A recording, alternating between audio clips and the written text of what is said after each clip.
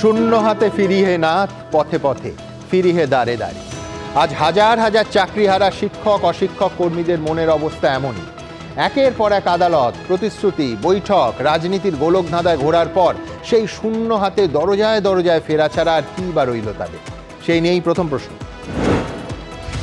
শুধুমাত্র অযোগ্য হিসেবে চিহ্নিত না হওয়া শিক্ষকদেরই চাকরি থাকবে 31শে ডিসেম্বর পর্যন্ত। স্কুলমুখো হতে পারবেন না কোনো অশিক্ষক কর্মী। নতুন নিয়োগ প্রক্রিয়া শেষ করতে হবে ডিসেম্বরের মধ্যে, নির্দেশ দিল সুপ্রিম কোর্ট। কতটা বাস্তব যোগ্যদের চাকরি ফেরানোর সরকারি প্রতিশ্রুতি? আজ এ প্রশ্ন তো উঠবেই। দ্বিতীয় প্রশ্ন, শিক্ষকরা ঠিক সময় বেতন পাবেন, এটা স্বস্তির খবর। সুপ্রিম কোর্টের রায় প্রতিক্রিয়া মুখ্যমন্ত্রী। নেতাজি ইন্ডোরে ললিপপ দেওয়া হয়েছিল, আমরা মোটেই আনন্দিত নই, ক্ষোভ চাকরিহারা যোগ্যদের। 60 বছর বয়স অবধি যে চাকরি করার কথা তা নেবে এলো আর মাত্র 9 মাসে। কেন দায় নেবে না সরকার? তৃতীয় প্রশ্ন, এসএসসির মতো দোলাচলে প্রাইমারির 32,000 চাকরির ভবিষ্যৎ। মামলা এখন হাইকোর্টের ডিভিশন বেঞ্চের বিচারাধীন। এসএসসির পর প্রাইমারিতেও কি ঘনাচ্ছে সিঁদুরে মেঘ? স্বচ্ছ নিয়োগ কি এ রাজ্যে সোনার পাথর বাটি? চতুর্থ প্রশ্ন, এখনই হিংসা বিধ্বস্ত এলাকায় না যেতে রাজ্যপালকে অনুরোধ মুখ্যমন্ত্রী। কিছু কি লুকোতে চাইছেন? প্রশ্ন বিজেপি। কাল মালদা গিয়ে ঘরছাড়াদের সঙ্গে দেখা করবেন আনন্দ বোস। রাজ্যপালের এই সফর কি অস্বস্তি বাড়াবে সরকারে? পঞ্চম প্রশ্ন, মুর্শিদাবাদে বাবা ছেলের নৃশংস হত্যাকাণ্ডে গ্রেফতার বেড়ে 3। সুতি মুরারোয়ের পর আবার সুতি থেকেই গ্রেফতার মূল অভিযুক্ত। মুর্শিদাবাদের অশান্তির নেপথ্যে স্থানীয় দুষ্কৃতীরাই। এই তত্ত্বেই কি শিলমোহর দিল পুলিশের এই গ্রেফতারি? তবে শুরুতেই দেখাবো আজ ঠিক কি বলল সুপ্রিম কোর্ট। দেখুন, কোথায় যোগ্যের তালিকা পেশ করা হলো? রায় পরিবর্তনের জন্য রিভিউ পিটিশন কোথায় দাখিল হলো? এসবের পরিবর্তে বৃহস্পতিবার সুপ্রিম কোর্টে দাঁড়িয়ে সর্বোচ্চ আদালতের মূল রায়ের সামান্য পরিবর্তনই মেনে নিল রাজ্য সরকার। নতুন করে চাকরির প্রক্রিয়া শুরু করার সিদ্ধান্তেও সম্মত হলো তারা। অর্থাৎ সুপ্রিম কোর্টের আগের রায় মতোই 25,752 জনের চাকরি সত্যিই আর থাকলো না। চলতি বছরের 31শে ডিসেম্বরের মধ্যে নতুন করে পরীক্ষা নিয়ে এই 25,752 জনের জায়গায় নতুন নিয়োগ শেষ করতে হবে। শুধুমাত্র যে শিক্ষকরা দাগি বা অযোগ্য হিসেবে চিহ্নিত নন, 31শে ডিসেম্বর পর্যন্ত তাদের চাকরি বহাল থাকলো। আপাতত তারা স্কুলে যেতে পারবেন ও বেতন পাবেন। তবে নতুন এই নির্দেশ গ্রুপ সি এবং গ্রুপ ডি কর্মীদের জন্য প্রযোজ্য নয়। অশিক্ষক কর্মীদের ক্ষেত্রে পূর্ব নির্দেশই বহাল থাকবে, অর্থাৎ এখন থেকেই চাকরি ছেদ। আমি খুশি যে আপাতত একটা সময় আমরা পেয়ে গেছি এবং টিচাররাও মাইনে পাবেন যথাসময়। কাজেই এটা তো একটা স্বস্তির, বড় স্বস্তির খবর। আমরা এতে আনন্দিত নই মোটেও। 31শে ডিসেম্বর পর্যন্ত তাদেরকে একটা সাময়িক স্বস্তি, একটা সাময়িক একটা মলম দেওয়ার চেষ্টা করা হলো। আমরা এই জিনিসে ভুলছি না। আগামী 31শে মের মধ্যে মধ্যশিক্ষা পর্ষদ এবং স্কুল সার্ভিস কমিশনকে নতুন নিয়োগ প্রক্রিয়া শুরুর বিজ্ঞপ্তি দিতে হবে। এই মর্মে 31শে মের মধ্যে আদালতে হলফনামা দিয়ে তা জানাতে হবে। 31শে ডিসেম্বরের মধ্যে পরীক্ষা নিয়ে শেষ করতে হবে নিয়োগ প্রক্রিয়া। আমি টিচারদের অনুরোধ করব, ভালো করে মন দিয়ে ক্লাস করুন, মন দিয়ে কাজ করুন। এই নির্দেশের অর্থ এটা ভাবা কোনোভাবেই ঠিক হবে না যে তার মানে এদের চাকরি থেকে গেল। এদের নতুন রিক্রুটমেন্ট প্রসেস ইনিশিয়েট করতেই হবে 31 মের মধ্যে। আদালতের রায়ের ভিত্তিতে চাকরিহারাদের জন্য ভালো দিক বলতে যারা দাগি বা অযোগ্য হিসেবে চিহ্নিত নন, 31শে ডিসেম্বর অবধি তারা বেতন পাবেন। খারাপ দিক হলো তাদের চাকরি 31শে ডিসেম্বরের পর আর থাকবে না। নতুন করে পরীক্ষায় বসে পাশ করে চাকরি পেতে হবে। স্বস্তি বোধ করছি না এই কারণে যে একজন ক্যান্সার আক্রান্ত রোগী, তাকে ডাক্তার 3 মাসের একটা টাইম লিমিট বেঁধে দিয়েছে। তো তার কাছে 3 মাস অতিক্রান্ত হওয়া পরে সে মারা যাবে, এটা যখন সে জেনে যায় তখন তার কাছে প্রতিটা দিন মৃত্যুর সমতুল্য হয়। অর্থাৎ সুপ্রিম কোর্টের এই দিনের নির্দেশের পরও হতাশ চাকরিহারারা। বিজেন্দ্র সিংহ, ঐশী মুখোপাধ্যায় ও সুমন খরাইয়ের রিপোর্ট, এবিপি আনন্দ। দেখুন, চাকরিহারাদের কি বলবো সত্যি জানি না। হাইকোর্ট 26,000-এর চাকরি বাতিল করলো। সুপ্রিম কোর্ট সেই রায় বহাল রাখার পর রাজ্য সরকারের তরফ থেকে বলা হয়েছিল যে একজন যোগ্য চাকরিহারারও যাতে চাকরি না যায় সেটা রাজ্য দেখবে। আইনি পথে যতদূর যাওয়া যায় সরকার দেখবে। কপিল সিব্বাল, অভিষেক মনু সিংভি, প্রশান্ত ভূষণদের রাজ্য দাঁড় করানোর চেষ্টা করবে। কিন্তু আজ কি হলো? কোর্টে রাজ্য সরকারের তরফ থেকে কপিল সিব্বালরা দাঁড়িয়ে সুপ্রিম কোর্টের আগের রায় কিন্তু কার্যত মেনে নিলেন। কার্যত রাজ্য সরকার, এসএসসি আর মধ্যশিক্ষা পর্ষদ সব পক্ষই সুপ্রিম কোর্টের আগে মানে ওই 3 তারিখের রায় মেনে নিল। কবে হবে সেই রিভিউ পিটিশন, কিংবা কবে করা হবে কিউরেটিভ পিটিশন? কোথায় গেল সুপ্রিম কোর্টের যোগ্যদের তালিকা জমা দেওয়ার যে প্রতিশ্রুতি দেওয়া হয়েছে সেই প্রতিশ্রুতির পালন করার উদ্যোগ? কিন্তু হ্যাঁ, যারা চিহ্নিত অযোগ্য নন তারা আগামী 31শে ডিসেম্বর পর্যন্ত স্কুলে যেতে পারবেন, বেতনও পাবেন। তা অবশ্য শিক্ষাকর্মীরা নন। সামান্য সুরাহা যদি কিছু থাকে সুপ্রিম কোর্টের আজকের বক্তব্যে সেটা কিন্তু এইটুকুই। আজকে আমার প্রথম বক্তা, তিনি আমি জানি না চাকরিহারা, তিনি নদিয়ার নাকাশিপাড়ার একটি স্কুলে জীবন বিজ্ঞান পড়াতেন। আজকে সেই যোগ্য চাকরিহারা সুমন বিশ্বাস। হাতে পেন্সিল ছাড়া আর কিছু কি রইল? সুমনবাবু, আপনারা কি মনে করছেন? হ্যাঁ নমস্কার, আমি আজকের আমরা সিবিআই দপ্তরে গিয়েছিলাম, সেখানে ভিজে গিয়েছি। আমার যেতে একটু অসুবিধা হচ্ছে, মূল আলোচনায় আসি। আমি এ রাজ্যের একজন হতভাগ্য যোগ্য চাকরিহারা শিক্ষক হিসেবে বলতে চাই, আজকে সুপ্রিম কোর্টে আনটেন্টেড শিক্ষকদের 31শে ডিসেম্বর 2025 পর্যন্ত কাজ করতে যে দেওয়া হয়েছে, এই আনটেন্টেড শিক্ষকদের তালিকা প্রধান বিচারপতি আজকে কোথায় পেলেন?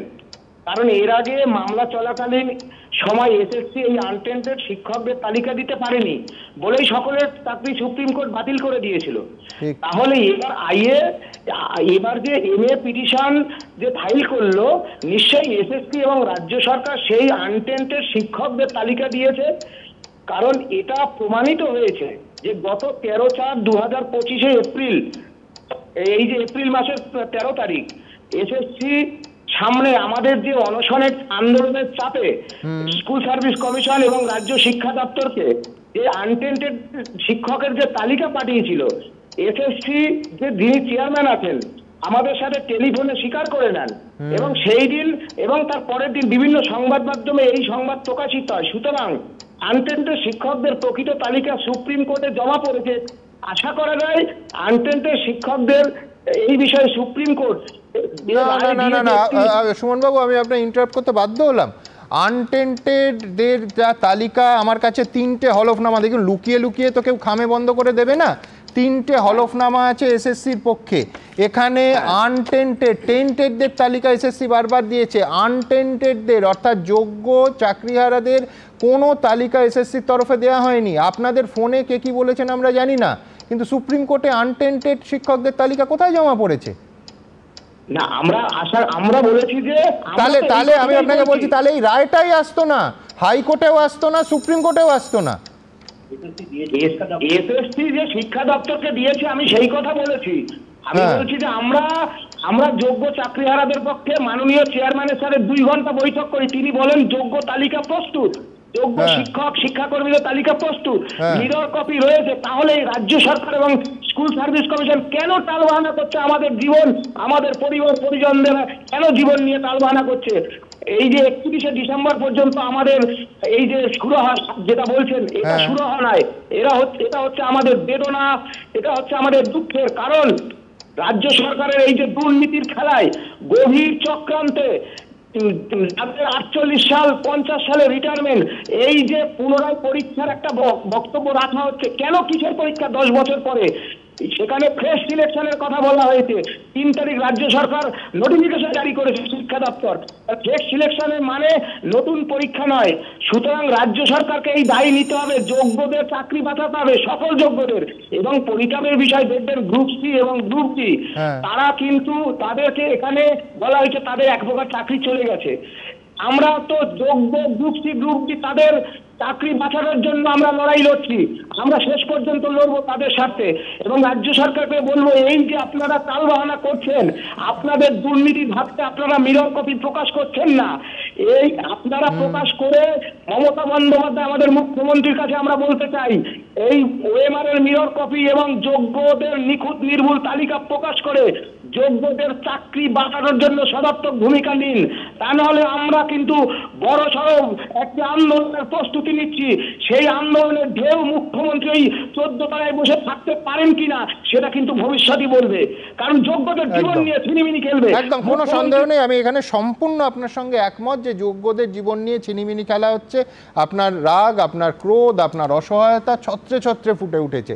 সুমনবাবু আসছেন স্টুডিওতে আজকে এই বৃষ্টি বাদলার জন্য, রাস্তায় কাছেই চলে এসছেন। আমার পরের যার কাছে যাব পাবো তিনি আইনজীবী বিক্রম বন্দ্যোপাধ্যায়। আমি বিক্রম সহজ কথায় জানতে চাইবো, সেটা হচ্ছে যে মধ্যশিক্ষা পর্ষদ একটা মডিফিকেশনের অ্যাপিল করেছিল।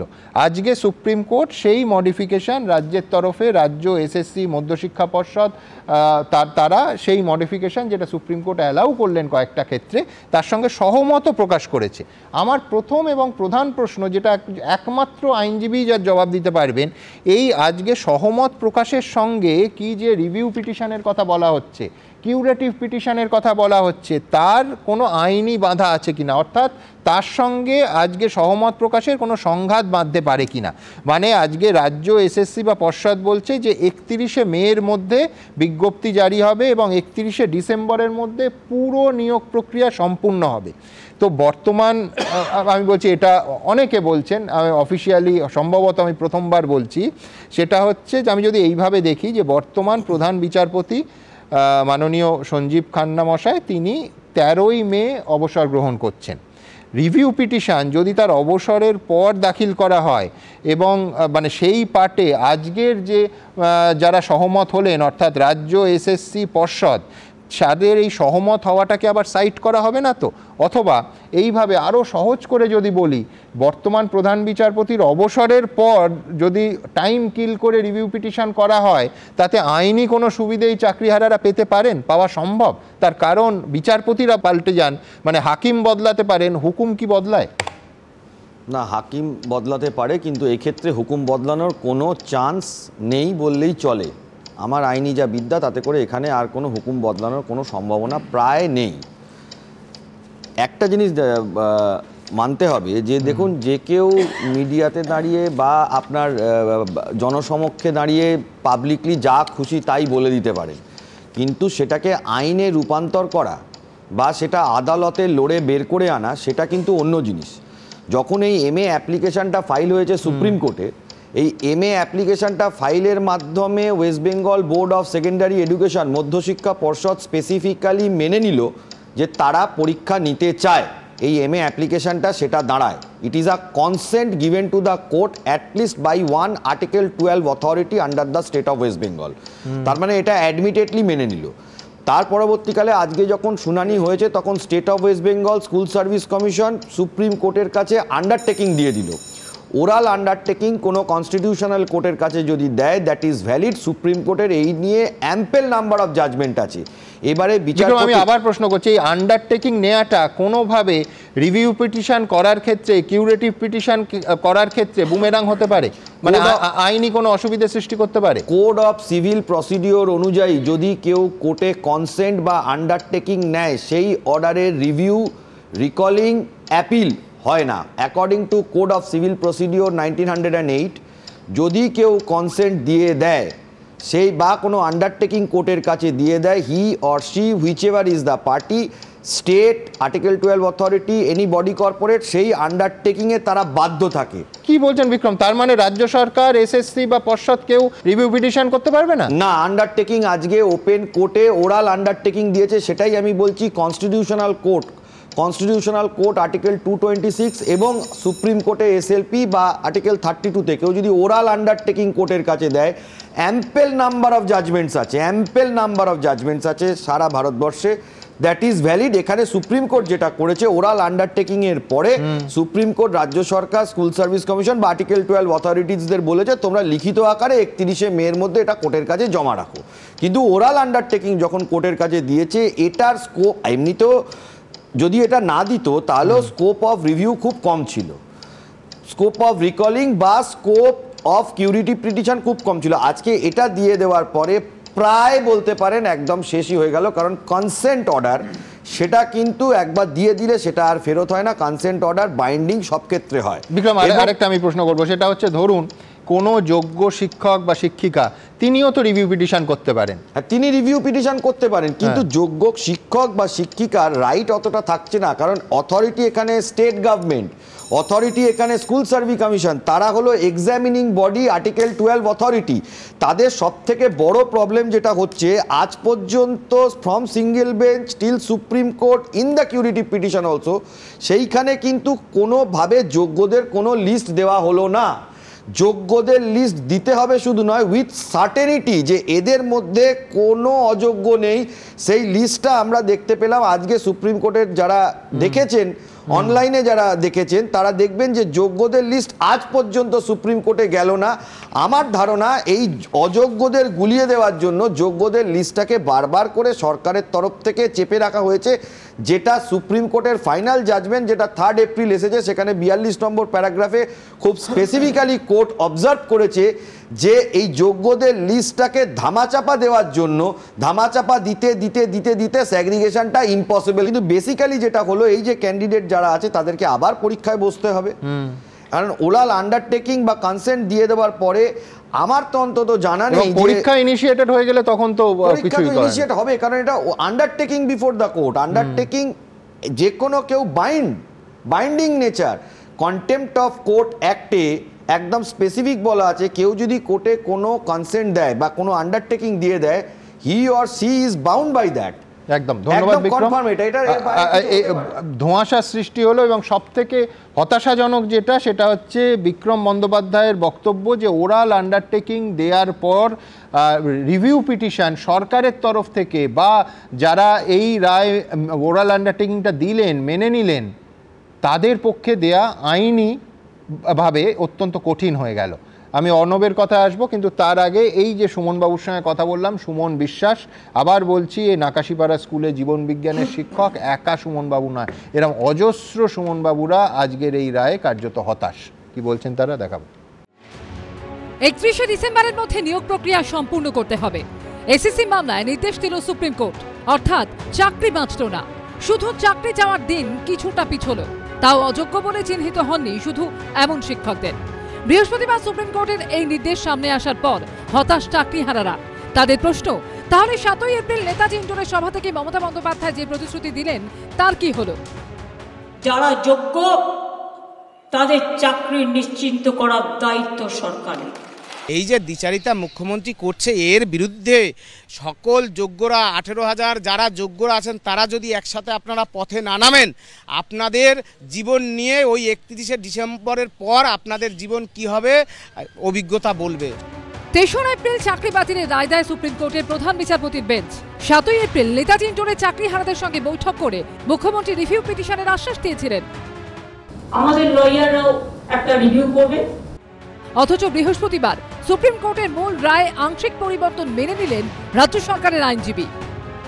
এই যে খেলা, মুখ্যমন্ত্রী সভায় বললেন যে আমি রায় রিভিউ করব, যোগ্যদের চাকরি বাঁচাবো, আবার নেতাজি ইন্ডোরে ললিপপ দিলেন ভলান্টিয়ারি সার্ভিস, আবার তারা এখানে সুপ্রিম কোর্টে গিয়ে বলল একটা সাময়িক ললিপপ দেওয়া হোক। এইটা হতাশা বাড়ল, কোনো যোগ্যের মুখে দেখবেন হাসি নেই।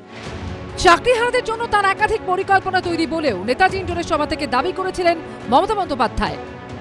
আমাদের plan A ready, B ready, C ready, D ready and E ready.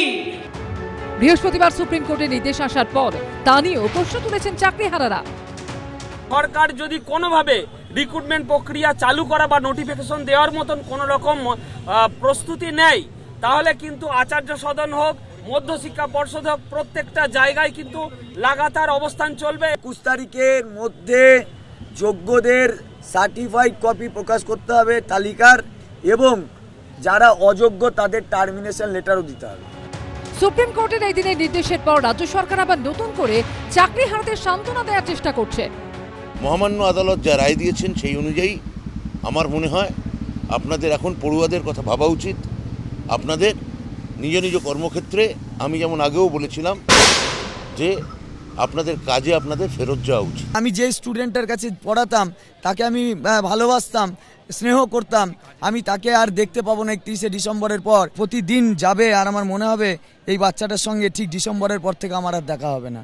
এই চেয়ারটা আমার কাছে ডিসেম্বরের পর থেকে ব্রাত্য হয়ে যাবে, এই স্কুলটা আমার কাছে পর হয়ে যাবে। তো এটা তো প্রতিদিন মৃত্যুর নামান্তর হবে। খেটে পরিশ্রম করে পাওয়া হকের চাকরি চলে গেল, আবার পরীক্ষায় বসতে হবে চাকরির জন্য। এই বিপর্যয়ের দায় যাদের, তাদের কি কোনোদিন শাস্তি হবে? কৃষ্ণেন্দু অধিকারী, উজ্জ্বল মুখোপাধ্যায় ও ঐশী মুখোপাধ্যায়ের রিপোর্ট, এবিপি আনন্দ। আমি অর্ণব সাহার কাছে আসবো। অর্ণব, যারা যোগ্যতার ভিত্তিতে এই চাকরিটা পেয়েছেন তারা 60 বছর অবধি চাকরিটা করবেন এমনটাই তো তারা এতদিন বছরের পর বছর নিজেদের প্রস্তুত করে একটা ভালো পরীক্ষা দিয়ে যোগ্যতার ভিত্তিতে মেধার ভিত্তিতে চাকরিটা পেয়েছিলেন। আজকে আমি বলছি ওই একটা কুইজ শোতে বলা হতো না লাইফ লাইন, এই তো প্রায় সেই রকম অবস্থা যে আমি প্রায় 9 মাসের একটা লাইফ লাইন পেলাম 31শে ডিসেম্বর পর্যন্ত। অর্ণবের কাছে আমার প্রশ্ন থাকবে, আজকে এসএসসি যদি চাল আর কাকড় আলাদা করে দিত, যেভাবে অযোগ্যদের চিহ্নিত করা গেছে অন্তত কাউকে কাউকে, সেই রকম যদি যোগ্যদের আলাদা চিহ্নিত করে তালিকা পাবলিশ করত, তাহলে তো এই অসহায় অবস্থাটা সুমন বিশ্বাসদের মতো হতো না। সুমন, আমি প্রথমেই যেটা বলবো যে আজকে যে রায়টা এসেছে সেটার মধ্য দিয়ে অন্তত 9 মাস আমরা দেখতে পাচ্ছি যে একটা প্যাসেজ তৈরি করা গেছে, একটা পরিসর তৈরি করা গেছে, যার মধ্য দিয়ে নতুন করে আবার নিয়োগ প্রক্রিয়াটা শুরু করা এবং যারা চাকরি করতে এবং যোগ্য তারা যদি আরেকবার পরীক্ষায় বসেন নিশ্চিত তাদের বেশ কিছু সুযোগ সুবিধা থাকবে, যেমন এক্সপিরিয়েন্সের একটা নাম্বার তারা পাবে। কিন্তু একজন অশিক্ষক কর্মচারীকেও সেটা আমি আসছি না, কিন্তু ধরুন এই যখন মুখ্যমন্ত্রী বললেন ইঙ্গরের সভা থেকে যে আপনারা স্কুলে যান, আপনারা ক্লাস নিন এবং মাইনে বন্ধ হবে না, এরকমও একটা প্রতিশ্রুতি যখন দিলেন, যারা বলেছিল যে যদি একজনকেও মাইনে দেওয়া হয় তাহলে আবার নতুন করে মামলা করবো এবং পুরোটা আটকে দেবো পুরো জিনিসটা, সেই তারা আসলে যেটা চেয়েছিল বললেন না ভলেন্টারি সার্ভিসেও বলেছিলেন, সেটাও বলেছিলেন ঠিক কথা, কিন্তু তখন তো এই রায় আসেনি, আজকের রায়টা তো আসেনি। আজকের রায়টা এসছে, সেটা তো একটা জায়গা তৈরি করে দিয়েছে, একটা তো ক্ষেত্র তৈরি করে দিয়েছে। আসলে সেই যে যোগ, সেই ক্ষেত্র কিন্তু অশিক্ষক কর্মীদের জন্য তৈরি হলো। আমি আসছি শুনুন না, কিন্তু সেই যে যোগ সেটা হচ্ছে মনুবাদী বাম আর হচ্ছে মার্ক্সবাদী বিজেপি, এদের যোগ। আচ্ছা, এই যে যোগটা, এদের যে একটা অশুভ নেক্সাস, যারা মানে একেবারে প্রথম থেকেই চেয়েছিল হচ্ছে ঢাকি শুদ্ধ মূর্তি বিসর্জন করে দেবো, যেটা বলেছিলেন অভিজিৎ বাবু, অর্থাৎ যোগ্য অযোগ্য নির্বিচারে সকলের পেখে লাথি পড়ুক। এবং এই যে যারা যোগ্য তাদেরকে জন্য অ্যাপিল কিন্তু করা হয়নি, অ্যাপিল করা হয়েছিল যে পুরো প্যানেল বাতিল করে দেওয়া হোক। অর্থাৎ একটা চেষ্টা সবসময় ছিল যাতে এদের জন্য কোনো রকম প্যাসেজ না থাকে, এদের বাঁচার কোনো রকম রাস্তা যাতে না থাকে। আজকে যে রায়টা এসছে, অন্তত যে 19,000 বা 19,500 যারা যোগ্য ক্যান্ডিডেট, তারা কিন্তু একটা নতুন করে আবার চাকরিতে বহাল হওয়ার এবং তাদের সেই চাকরি কন্টিনিউশন থাকারও তারা সুযোগ পাচ্ছেন। এরপর একটা আইনি পদ্ধতিতে আমরা নিশ্চিত দেখব। আর আজকে শিক্ষামন্ত্রী যে এটা দিয়েছেন, ইন্টারভিউ দিয়েছেন, তাতেও তিনি বলেছেন, মুখ্যমন্ত্রীও বলেছেন যে 21 তারিখের মধ্যে, শিক্ষামন্ত্রী বলেছেন যে 21 তারিখের মধ্যে স্কুল সার্ভিস কমিশন যোগ্য অযোগ্যের তালিকা আমরা কথা দিয়েছি এবং সেটা আমরা প্রকাশ করব। সুতরাং এবং যা করবো, আমি বলছি যে 3বার তালিকা চেয়ে কোনো কোর্ট পায়নি, এখন রায় বেরিয়ে যাওয়ার পর সেই রায়ের ওপর মডিফিকেশনের রায় বেরিয়ে যাওয়ার পর এখন তালিকা এটা মারাত্মক বা ছিনিমিনি খেলা হচ্ছে না? ঠিকই, অযোগ্য যারা তাদের তালিকা এসএসসি দিয়েছে এবং যে অর্ণব একটা তোমার ভরসার কথা পেলাম, তাই তুমি মনে করছো যে এসএসসির কাছে ওই মার্কশিটগুলো আছে বা মিরর ইমেজ আছে? না, সেটা তো আইন মেনে এবং আইনি পদ্ধতি মেনে সেটা এসএসসি নিশ্চিত একটা কিছু করবে, যেটা করবে সেটা আইনি পদ্ধতি মেনেই করবে। এতদিন করেনি কেন বলে তোমার মনে হয়? এতদিন করেনি মানে কি, সেইটা তো মানে তদন্তের প্রক্রিয়া চলছে, সিবিআই তো মানে পারেনি, সিবিআই তো তদন্ত করছিল, সিবিআই কি জিনিসটাকে আলাদা করতে পেরেছে? পারেনি। পরীক্ষা নিয়োগ পদ্ধতি এবং পরীক্ষা নিয়োগের অথরিটি তো এসএসসি, সিবিআই তো পরীক্ষা নেয়নি। সেটা তো কেউ মানছে না এরকম নয়, অবশ্যই অন্যায় হয়েছে। সেখানে যে অযোগ্যদের যে চাকরি দেওয়া হয়েছে এবং সেখানে যে মানে অবৈধ পথে চাকরি দেওয়া হয়েছে সেটা তো মানা হচ্ছে, কিন্তু দেখুন এখানে স্টেক হোল্ডার কিন্তু 4টে অংশ। একটা অংশ হচ্ছে যাদেরকে টেন্টেড বলে চিহ্নিত করেছে সুপ্রিম কোর্ট, একদম পরিষ্কার করে তাদের তালিকা দিয়ে দিয়েছে, সংখ্যাও দিয়ে দিয়েছে, পরিষ্কার টেন্টেড লেখা আছে। Suppose to be not tainted যে অংশটা রয়েছে সেটা হচ্ছে তার বাকিটা অংশ। তার মধ্যে একটা অংশ আছে ইন সার্ভিস, তাদের জন্য বলা হয়েছিল যে দরকার হলে সুপার নিউমেরারি পোস্ট ক্রিয়েট করে তাদেরকে আবার পুরনো চাকরিতে ফেরত যাওয়া যেতে পারে। তার বাইরে যে অংশটা রয়ে গেল সেটা হচ্ছে যে যোগ্য চাকরিহারারা মূল মামলাটা করেছিলেন, যাদের হয়ে এই মামলাটা করা হয়েছিল, যারা অনশন মঞ্চে বসে আছেন, তার মানে 4টে অংশ। যেটা দাঁড়িয়েছিল সেটা হচ্ছে কেউই চাকরি পাবে না, কারোর চাকরি থাকবে না। অন্তত আজকের রায়টা এমন একটা জায়গা তৈরি করলো, দাঁড়িয়েছে যে এসএসসি যোগ্যদের তালিকা না জমা দেওয়ার জন্য এসএসসি এটাকে দাঁড় করিয়েছে। এসএসসি দাঁড় করিয়েছে, দেখুন যে সময় এসএসসির এই জিনিসটা হয়েছিল সেই সময় যিনি শিক্ষামন্ত্রী ছিলেন এবং যে আধিকারিকেরা ছিলেন তারা যে অন্যায়টা করেছেন সেই অন্যায়টার দায় তো নিতে হবে। আজকে এসএসসি যিনি চেয়ারম্যান হয়েছে তাকে নিতে হবে, শিক্ষামন্ত্রী নতুন এসেছেন তাকেও নিতে হবে, পরবর্তীকালে এসেছেন। কিন্তু আমি বলছি যে ভুলটা হয়েছে বা সেই ভুলটা রেকটিফিকেশনের জন্য রাজ্য সরকার যে সচেষ্ট, সে যে মানবিক, সেই মানবিকতাটাকে তো অ্যাড্রেস করতে হবে, সেটা তো অবশ্যই জায়গায় আপনাদের গুরুত্ব দিতে হবে। বেশ, রাজ্য সরকার মানবিক। আমি একটা কথা বলবো, প্রথমত যে মামলাটা হয়েছে সেখানে সবার চাকরি বাতিলের মামলা হয়নি, সেখানে মামলাটা এটা হয়েছিল যারা টেন্টেড তাদেরকে সরিয়ে দেওয়া হবে, সেই জায়গাতে যারা যারা ওয়েটিং লিস্টে আছে তাদেরকে দেওয়ার জন্য মামলাটা ইনিশিয়েট হয় এবং দেখা যাচ্ছিল বিভিন্ন টেন্টেড ক্যান্ডিডেটরা ঢুকে যাচ্ছে, তাদেরকে সরিয়ে এইটা নিয়ে মামলা হয়েছিল। যখন হাইকোর্টের ডিভিশন বেঞ্চে হিয়ারিং চলছিল তখন জাস্টিস দেবাংশু বসাক এবং জাস্টিস সাব্বার রশিদির ঘরে বারবার স্কুল সার্ভিস কমিশনের চেয়ারম্যান ফিজিক্যালি প্রেজেন্ট ছিলেন উইথ এফিডেভিট। তাকে জানতে চাওয়া হয় পসিবিলিটিস অফ ফার্দার ইলিগ্যালিটিস আছে কি নেই। তিনি স্পেসিফিক সাবমিশন করেছেন আরও কত ইলিগ্যালিটি আছে স্কুল সার্ভিস কমিশন বলতে পারবে না।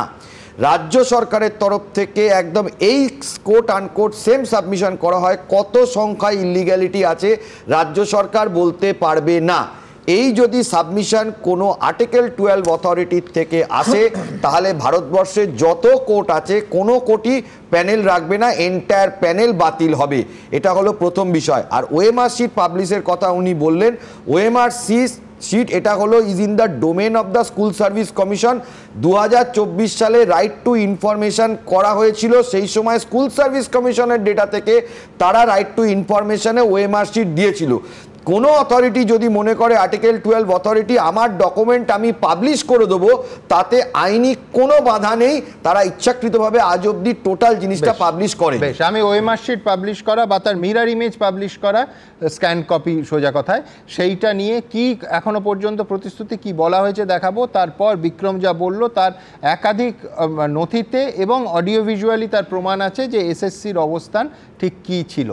মাননীয় বিচারপতি দেবাংশু বসাকের ডিভিশন বেঞ্চের রায়ের পর এবং তার আগে কি অবস্থান এসএসসি আগাগোড়া নিয়েছে তাও দেখাবো, কিন্তু তার আগে ওএমআর শিট প্রসঙ্গ দেখুন। ওএমআর শিটের মিরর ইমেজ প্রকাশ করুক এসএসসি, প্রকাশ করা হোক যোগ্য অযোগ্যের তালিকা। শুরু থেকে বারবার এই দাবি করেছে চাকরিহারারা, কিন্তু আজ অবধি সেটা হলো কোথায়? তাই খেসারত দিতে হলো যোগ্যদেরও। 22 লাখ বা 23 লাখ যে পরীক্ষার্থী আছে তাদের ওএমআর যে মিরর ইমেজটা সেটা ওয়েবসাইটে পাবলিক ডোমেনে এটা পাবলিশ করলেই একমাত্র সবার কাছে এটা ওপেন টু অল হবে, এটা ক্লিয়ার হয়ে যাবে। সুপ্রিম কোর্টে 3রা এপ্রিলের রায়ের পর খোদ এসএসসি চেয়ারম্যানই স্বীকার করে নিয়েছিলেন তাদের দেওয়া তালিকা সুপ্রিম কোর্টকে সন্তুষ্ট করতে পারেনি। আপনি কি কনফিডেন্ট যে এসএসসি যোগ্য এবং অযোগ্যের তালিকা জমা করেছিল কোর্টে? এবং কলকাতা হাইকোর্টের থেকে মানে ডিভিশন বেঞ্চ থেকে 18ই ডিসেম্বর 2023, 20শে ডিসেম্বর 2023, 5ই জানুয়ারি 2023 এবং সুপ্রিম কোর্টের প্রত্যেকটা এভিডেভিট আপনারা এবং ফাইনাল নোটস অফ আর্গুমেন্ট সহ আপনারা পড়বেন। না পড়ে বা না হোমওয়ার্ক করে এই প্রশ্নগুলো আজকে করবার আর কোনো মানে নেই। তাতে আমি সন্তুষ্ট করতে পারিনি, সেটা অন্য প্রশ্ন। অথচ এর পরেও আবার চাকরিহারাদের সঙ্গে দেখা করে যোগ্য অযোগ্য তালিকা প্রকাশের বিষয়ে আইনি পরামর্শ নেওয়ার আশ্বাস দিয়েছিলেন শিক্ষামন্ত্রী। সিবিআই থেকে প্রাপ্ত তালিকা যোগ্য অযোগ্য যেটা তারা তাদের হাতে আছে তারা তুলে দিতে পারেন এবং সেখানে কোনো সমস্যা নেই যদি আইনি পরামর্শ আমরা ইতিবাচক পাই। স্ক্যান, হ্যাঁ, মিরর ইমেজ, সেটাও আমরা আইনি পরামর্শ নেব। এই প্রেক্ষিতে চাকরিহারাদের প্রশ্ন, যোগ্য অযোগ্যের সেই তালিকার কি হলো? যোগ্যদের দেখার পরেও অযোগ্যদের দেখার প্রবণতা, এটাকে বন্ধ করতে হবে। শুধুমাত্র যোগ্যদের দেখতে হবে এবং যোগ্যদের জন্যই ভাবতে হবে, এটাই শেষ কথা। 21 তারিখ আপনাদের যোগ্য অযোগ্যের তালিকা দেওয়ার আপনি আইনি পরামর্শ পেলে সাবজেক্ট টু লিগাল দিয়ে আপনি বলেছিলেন সেটা করবেন, সেটার কি স্ট্যাটাস? সেটা এসএসসি আপনাদের যথাসময়ে জানিয়ে দেবে। এই প্রসঙ্গে অনেকে আবার মনে করিয়ে দিচ্ছেন নেতাজি ইন্ডোরে চাকরিহারাদের উদ্দেশ্যে মুখ্যমন্ত্রীর এই প্রতিশ্রুতির কথাও। আমরা লয়ার যাদের দিয়েছিলাম এবং এখনো দেব, সেই লয়ার কারা? আমরা অভিষেক মনু সিংভিকে বলছি, আমরা কপিল সিব্বলকে বলছি, আমরা রাকেশ দ্বিবেদীকে বলছি, আমরা কল্যাণ ব্যানার্জিকে বলছি, আমরা প্রশান্ত ভূষণকেও বলতে বলেছি এবং তাছাড়াও আরো অনেক লিগাল ফার্ম থাকবে যারা রাজ্য সরকারের হয়ে যোগ্য টিচারদের সমর্থনে আইনের লড়াই করবে। অথচ বৃহস্পতিবার রাজ্য সরকারের সেই আইনজীবী সর্বোচ্চ আদালতে দাঁড়িয়ে তাদের রায় মেনে নিলেন। তারা তো আবেদনই করেছিল এই মর্মে যে যাতে স্কুলগুলো চলে এবং কিছুদিন পর্যন্ত তাদেরকে সময় দেওয়া হয়। তাই মুখ্যমন্ত্রী যেটা বলেছেন তার দৃষ্টিভঙ্গি থেকে ঠিকই আছে, কিন্তু আমাদের কাছে ব্যাপারটা পরিপূর্ণতার জায়গায় নয়। এতগুলো ভবিষ্যৎ অনিশ্চিত, কিন্তু কাদের জন্য? সেই দোষীদের কি সাজা হবে না? প্রশ্ন চাকরিহারাদের। কৃষ্ণেন্দু অধিকারী, উজ্জ্বল মুখোপাধ্যায়, এবিপি আনন্দ। দেখুন, একটা কথা বলে নেওয়া দরকার যে সিদ্ধার্থ মজুমদার কিন্তু যখন এই দুর্নীতি হয়, অর্থাৎ পার্থ চট্টোপাধ্যায় যখন রাজ্যের শিক্ষামন্ত্রী, তখন এসএসসির চেয়ারম্যান ছিলেন না। কিন্তু উনি হোমওয়ার্কের কথা বললে নিঃসন্দেহে ওনাকেও হোমওয়ার্কের কিছু নমুনা ওনার সামনেও রাখবো। কিন্তু তার আগে আমার পরের বক্তা ডক্টর নজরুল ইসলাম, নজরুলদার কাছে আমার মানে প্রায় আলো খোঁজার মতো করে প্রশ্নটা থাকবে যে আইনত কোনো আশার আলো আছে কি না। তার কারণ ধরুন, যদি এসএসসি এখন যে প্রতিশ্রুতি দিচ্ছে যে 21 তারিখ তারা যোগ্যদের তালিকা পাবলিশ করবে, সেই তালিকা তারা সুপ্রিম কোর্টে দিল, তাতে এই অসহায় এক মুহূর্তে কলমের একটা আঁচড়ে চাকরি চলে যাওয়া শিক্ষক শিক্ষিকারা, তাদের ক্ষেত্রে কোনো আশার আলো আইনত কোর্টের মধ্যে, কোর্টের এজলাসে খুলবে কিনা নজরুলদা? এবং এই যে ওএমআর শিটের মিরর ইমেজ ইত্যাদি ইত্যাদি শোনা যাচ্ছে, কোনো গোপন প্রকোষ্ঠ থেকে এসএসসি যদি এই সমস্ত নথি, যেটা কোনো একটা রহস্যজনক কারণে হাইকোর্টের সিঙ্গেল বেঞ্চ, হাইকোর্টের ডিভিশন বেঞ্চ এবং সুপ্রিম কোর্টে এসএসসি জমা দেয়নি, এখন ওএমআর শিটের মিরর ইমেজ যদি কোনো গোপন প্রকোষ্ঠ থেকে তারা বের করুক, তাতে এই অসহায় চাকরিহারাদের কোনো তাদের সামনে জীবিকার আলো, আশার আলো ফুটে উঠবে কি? কি বলছেন নজরুল ইসলাম? বৈধভাবে যারা চাকরি পেয়েছিলেন এবং প্রথমে হাইকোর্টের, পরে সুপ্রিম কোর্টের আদেশে যাদের চাকরি বাতিল হয়েছে, তাদেরকে কোনো আশার আলো আমি যতটুকু আইন বুঝি আমি দেখাতে পাচ্ছি না। সেটার কারণ হচ্ছে, আমাদের একজন প্যানেলিস্ট বললেন, সরকারের মানবিক মুখ। সরকারের মুখটা এতই মানবিক, রাজ্যের মুখ্যমন্ত্রী, তার অধীনে থাকা শিক্ষামন্ত্রী এবং তাদের অধীনস্থ সংস্থা এসএসসি বা অন্যান্য সংস্থাগুলোতে যার পদে ছিলেন, তারা কোটি কোটি টাকা নিয়ে অবৈধভাবে কিছু লোককে নিয়োগ করেছিলেন। যদি না করতেন তাহলে তো হাইকোর্টে মামলা হতো না। এটা একটা মানবিক বলে। তারপরে হাইকোর্টে যখন মামলা হলো, কোর্টের নির্দেশে সিবিআই কিছু প্রমাণ জোগাড় করে একটা তালিকা হাইকোর্টে দিল যে এই ব্যক্তিরা অবৈধভাবে চাকরি পেয়েছে। তখন আপনি 3টে এফিডেভিট দেখাচ্ছেন। হাইকোর্ট জানতে চাইল যে এই লোকগুলো অবৈধভাবে চাকরি পেয়েছেন কিনা। এসএসসি কিন্তু অস্বীকার করেনি যে এরা অবৈধভাবে চাকরি পেয়েছে। ঠিক। এসএসসি এটাও অস্বীকার করেনি যে সিবিআই যাদের চিহ্নিত করেছে তাদের বাইরে আরও অবৈধভাবে চাকরি পাওয়া লোক আছে। তো 3বার এফিডেভিট দিয়েও যখন বৈধভাবে কারা চাকরি পেয়েছে তাদের তালিকা দিতে পারলো না রাজ্য সরকারের কোনো সংস্থা, তখন হাইকোর্ট চাকরিটা বাতিল করলো। সুপ্রিম কোর্টে গিয়ে একই ঘটনা হলো। তো এটা হচ্ছে আর একটা মানবিক মুখ। এখন এই রাজ্য সরকারের মুখ্যমন্ত্রী এবং শিক্ষামন্ত্রী যারা বৈধভাবে চাকরি পেয়ে কোর্টের রায়ে চাকরি হারিয়েছেন, তাদের সঙ্গে প্রতারণা করছে। আমি বলছি। কেন বলছেন? কারণ রাজ্য সরকার হাইকোর্টে দিল না তালিকা, সুপ্রিম কোর্টে দিল না তালিকা। আজ যদি তালিকা তারা দেয়ও, দিতে পারবে না, তাহলে কি কোর্ট প্রশ্ন করবে না যে আপনি তাহলে হাইকোর্টের তালিকা কেন দেননি, সুপ্রিম কোর্টের তালিকা কেন দেননি?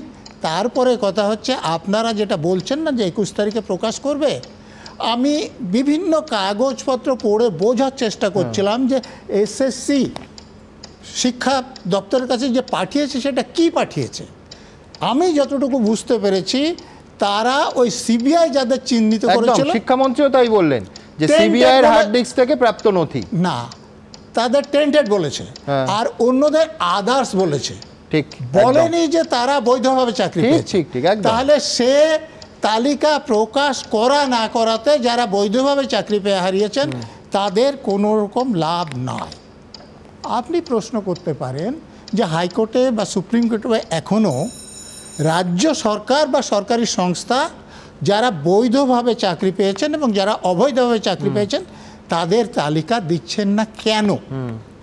খুব পরিষ্কার, যদি তারা যারা অবৈধভাবে চাকরি পেয়েছেন তাদের তালিকাটা দিয়ে দেন, তাহলে সিবিআই যাদের চিহ্নিত করেছে তারা যেমন টেন্টেড, তাদের বেতন ফেরত দিতে হবে, চাকরির জন্য আর দরখাস্ত করতে পারবেন না, তাহলে তারাও তার মধ্যে পড়ে যেতেন, বেতন ফেরত দিতে হতো, চাকরির জন্য তারা বিবেচিত হতো না। তাহলে যারা টাকা দিয়ে চাকরি কিনেছে, কুন্তল ঘোষের কথা আপনার মনে আছে, যে আমি তো 10% রাখতাম, বাকি 90% পাঠিয়ে দিতাম। তাহলে যারা 90% যাদের কাছে পৌঁছেছে তাদের উপর চাপ পড়তো, তো এই চাপটা যাতে না পড়ে তার জন্য তারা যোগ্য প্রার্থীদের তালিকা দেয়। আমি সুমন একটা কথাই বলবো, আমি মানবিকতা কথাটা বললাম, আমি একটু শুধু মনে করিয়ে দিচ্ছি, ত্রিপুরাতে 2017 সালে যে 10,323 জনের চাকরি চলে গিয়েছিল বেআইনি নিয়োগের জন্য, বিজেপি ওখানে কিন্তু বলেছিল যে আমরা ফিরে এসে চাকরিটা ফেরত দেবো। 17 সাল থেকে আজকে হচ্ছে 2025 সাল, 8 বছর পেরিয়ে গিয়েছে। তাদের জন্য ত্রিপুরার বিজেপি সরকার কোন কোন উদ্যোগ নিয়েছে? আমাদের এখন কোনটা সবার আগে দরকার? এই যে 19,500 এদেরকে আবার চাকরিটা পাইয়ে দেওয়া বা এদেরকে আবার চাকরিটা যাতে তারা পায়, তার জন্য সম্ভাব্য সমস্ত রাস্তাগুলো খোলা, নাকি এখন কোথায় কোথায় দুর্নীতি হয়েছে এবং সেই দুর্নীতি নিয়ে কনস্ট্যান্ট কথা বলে যাওয়া, এটা কোনটা দরকার? দুর্নীতির কথা যদি আমরা আসি তাহলে কিন্তু একই সঙ্গে মনে রাখতে হবে এই বছরের কথা, 29,000 প্যানেল বাতিল হয়েছে ত্রিপুরায়। 2021 সালে 69,000 প্যানেল বাতিল হয়েছে হচ্ছে ওখানে বিজেপি শাসিত উত্তরপ্রদেশে। সুতরাং এই যে প্রসেসগুলো, সেই প্রসেসের মধ্যে যে অবৈধ বলুন বা যে দুর্নীতিগ্রস্ততার কথা বলুন, সেইগুলো শুধুমাত্র পশ্চিমবঙ্গকে ফোকাস না করে এটা দেখতে হবে এটা একটা প্রসেস হয়েছে এবং দেখতে হবে তার বাইরে থেকে বেরিয়ে আসতে পারছে কিনা। প্রসেস নয়, দুর্নীতি হচ্ছে ঘুণ পোকার মতো। আমি বলছি, আমি তোমার সঙ্গে একমত যে এটা শুধু পশ্চিমবঙ্গ নয়, কিন্তু পশ্চিমবঙ্গ আর ত্রিপুরা আর মধ্যপ্রদেশ এক করে দেখলে তো পশ্চিমবঙ্গের ওষুধ পাওয়া যাবে না। ঘুণ পোকার সুনির্দিষ্ট ওষুধ আছে। একটা কথা আমাকে বলতে চেষ্টা করছে কি করছে না, এটা হচ্ছে অর্ণব যেটা বলছেন না, ধরে নিয়ে হলে আবার পরীক্ষা নেওয়া, কোথায় গ্যারান্টি আছে যারা বৈধভাবে চাকরি পেয়েছিলেন তাদের সকলে আবার চাকরি পাবেন? যারা টাকা দিয়ে চাকরি পেয়েছিলেন তারা চাকরি পাবেন, কারণ এই দুর্নীতিপরায়ণ মন্ত্রীরাই এবং তাদের অধীনস্থ লোকেরাই কারা চাকরি পাবে। যারা টেন্টেড অলরেডি হয়ে গেছে নজরুল দা, তারা তো বসতেই পারছে না, তারা তো তাদের তো রাস্তা বন্ধ হয়ে গেছে। আমার কথাটা বোঝার চেষ্টা করুন। আমি বুঝেছি আপনাকে। এবার আমি যে কথাটা আপনাকে জাস্ট একটু বলি, টেন্টেড ডিক্লেয়ার করেছে, তার বাইরেও তো টেন্টেড আছে, সেই টেন্টেড এবার আপনাকে একটু বলি, যেখানে ওই সংখ্যাটার বাইরে যারা রয়েছে টেন্টেড নয় তাদের কাছে, তাদের সামনে কিন্তু এই সুযোগগুলো রয়েছে যে তারা হচ্ছে এক্সপেরিয়েন্সের একটা নম্বর পাবে, তাদের জন্য তারা যেহেতু পড়াচ্ছে, পড়ানোর এক্সপিরিয়েন্সের সুযোগটাও তারা পাবে। মানে আনকোড়া জায়গা থেকে একজন যদি পরীক্ষাটা দেয় আর যে অলরেডি পড়ানোর মধ্যে রয়েছে তার কাছে কিন্তু মানে একটা সাবজেক্টের মধ্যে যে ঢোকা বা সাবজেক্টের যে এক্সপার্টাইজ সেটা কিন্তু আর খানিকটা বেশি থাকবে। আমি একটা উদাহরণ দিচ্ছি, আমার ব্যাচমেট ছিল রাহুল সুল, সে একজন আইপিএস অফিসারের ছেলে। সে আইপিএস এ সিলেক্ট হওয়ার পর পরবর্তী প্রিলিমিনারি পরীক্ষা দিয়েছিল, সে কিন্তু প্রিলিমিনারি ক্রস করতে পারেনি। অর্থাৎ আমি বলছি অনিশ্চয়তা তো সুমন বাবুদের রয়েই গেছে, ওনারা যে কারণে বলছেন যে আবার পরীক্ষা নিয়ে যে কারণে ওনাদের অত তাদের সকলে এটা বাস্তব, একদম আমি এখানে একমত। কিন্তু আমি বলছি অর্ণব হ্যাঁ, রাজনীতির যে প্রশ্নটা তুললো নিঃসন্দেহে রাজস্বী তার উত্তর দেবে, কিন্তু আমি রাজস্বীকে বলবো যে প্রতিশ্রুতির ক্ষেত্রে কিন্তু রাজস্বীরা মানে বিজেপিও কম যায় না। এই ইস্যুতে বিজেপির স্পষ্ট প্রতিশ্রুতি কি ছিল যে 2026-এ বিজেপি ক্ষমতায় এলে যোগ্যরা চাকরি ফেরত পাবে। আমার প্রশ্ন খুব পরিষ্কার, সেটা হচ্ছে এইটা নেতাজি ইন্ডোরের অতগুলো প্রতিশ্রুতির থেকে কি বিন্দুমাত্র কম? আমি ত্রিপুরার প্রতিশ্রুতি বাদই দিচ্ছি, আমি বলছি 31শে ডিসেম্বরের মধ্যে এখন আজকে সুপ্রিম কোর্ট যা বলেছেন পুরো প্রসেসটা ক্লোজ হয়ে যাচ্ছে। নতুন নিয়োগ প্রক্রিয়া আমি আগেও বললাম যে একবার ইনিশিয়েটেড হয়ে গেলে কারুর আর কিচ্ছু করার নেই। আমি বলছি 2026-এ কবে ভোট, তার আগে 31শে ডিসেম্বরের মধ্যে মানে ঝাঁপে লাঠি পড়ে যাবে, খুব গোদা রকের ভাষায় বলতে গেলে। রাজস্বী লাহিড়ী সময় শুরু এখন। সুমনদা, প্রথমে যেভাবে শুরুটা হলো, অর্ণবদা যেভাবে শুরু করলেন, দাঁড়ালো ব্যাপারটা একটাই, জ্যোতিবাবুর শ্রেষ্ঠ ছাত্রী মমতা বন্দ্যোপাধ্যায় সেই একই রীতিনীতিটি নিয়েছেন, when you can't convince confuse. Mamata বন্দ্যোপাধ্যায়ের স্টাইল অফ পলিটিক্সটাকে বুঝতে হবে। দিনের শেষে মুদ্রা কথা, বিক্রমদা এখানে আইনজ্ঞ ব্যক্তি আছেন, আমি এত আইন টাইন বুঝি না, মমতা বন্দ্যোপাধ্যায়ের রাজনীতির স্টাইলটা বুঝি। দিনের শেষে 25,732 জনের চাকরি চলে গেছে, আর হবে না। তারা 9 মাস অবধি কাজ করতে পারবেন, যতজন চিহ্নিত বা না চিহ্নিত অযোগ্য তারা করতে পারবেন। এবার এই অযোগ্য এবং যোগ্য এই টানা পড়েন, চিহ্নিত করতে পারছে না, চিহ্নিত করা যাচ্ছে না, এত ধ্যানাই পানাইয়ের তো কোনো ব্যাপার নেই। তৃণমূল কংগ্রেস টাকা নিয়ে চাকরি বিক্রি করেছে। আজকে যদি অযোগ্য এবং যোগ্যদের তালিকা আলাদা করে জমা করতে হয়, যদি চিহ্নিত যোগ্য এবং চিহ্নিত অযোগ্যের তালিকা হয়ে যায়, তাহলে তো পরিষ্কার হয়ে যাবে যে কারা কারা, যারা যারা অযোগ্য তারা টাকার বিনিময়ে চাকরি পেয়েছেন, তখন তো তাদেরকে টাকাটা ফেরত দিতে হবে। আজকে যখন এই এসএসসির অযোগ্যদের টাকা ফেরত দিতে হবে, তৃণমূল কংগ্রেসের যারা যারা টাকা নিয়েছেন, এরপরে প্রাইমারি আসবে, দমকল আসবে, বন দপ্তর আসবে, পৌরসভা আসবে, সমস্তগুলো আসবে। কি বলছো রাজশ্রী, এতগুলো? আমি বলছি কতগুলো যোগ্য প্রার্থীর পরিবার পথে বসবে ভাবো। তার জন্য মমতা বন্দ্যোপাধ্যায় সরকার দায়ী। তার জন্য মমতা বন্দ্যোপাধ্যায় সরকার দায়ী। এবং বারবার আমি যে কথা বলেছি, আবারও এক কথা বলেছি, হাতির যেরকম দুটো দাঁত আছে, মমতা ব্যানার্জির দুটো দাঁত, দুটো মুখ আছে, একটা দেখার আর একটা হচ্ছে কাজ করার। উনি সামনে এসে বলেন এক কথা, উনি মানুষকে কনফিউজ করার জন্য একরকম কথা বলে দেবেন, দিয়ে পেছনের আড়ালে কাজ করবেন আরেক রকম। উনি ঠিক, কিন্তু তুমি এখনো পর্যন্ত যা যা বললে তার মূল্য দিতে হচ্ছে সাধারণ অসহায় সুমন বিশ্বাসের মতো মানুষদের এবং তাদের পরিবারকে। দুই হচ্ছে এটা খোঁজার দায়িত্ব ছিল সিবিআই এর। সিবিআই খুঁজে আজকে সিবিআই ছিল বলেই খুঁজে বার করে এতগুলো তথ্য বার করেছে। কোন ইউপিতে, গাজিয়াবাদে, কোথায় কার কম্পিউটারে কি আছে সেগুলো খুঁজে বার করেছে সিবিআই। কিন্তু সেটাকে ভ্যালিডেট করার, সেটাকে মান্যতা দেওয়ার দায়িত্ব সিবিআই এর তো নয়।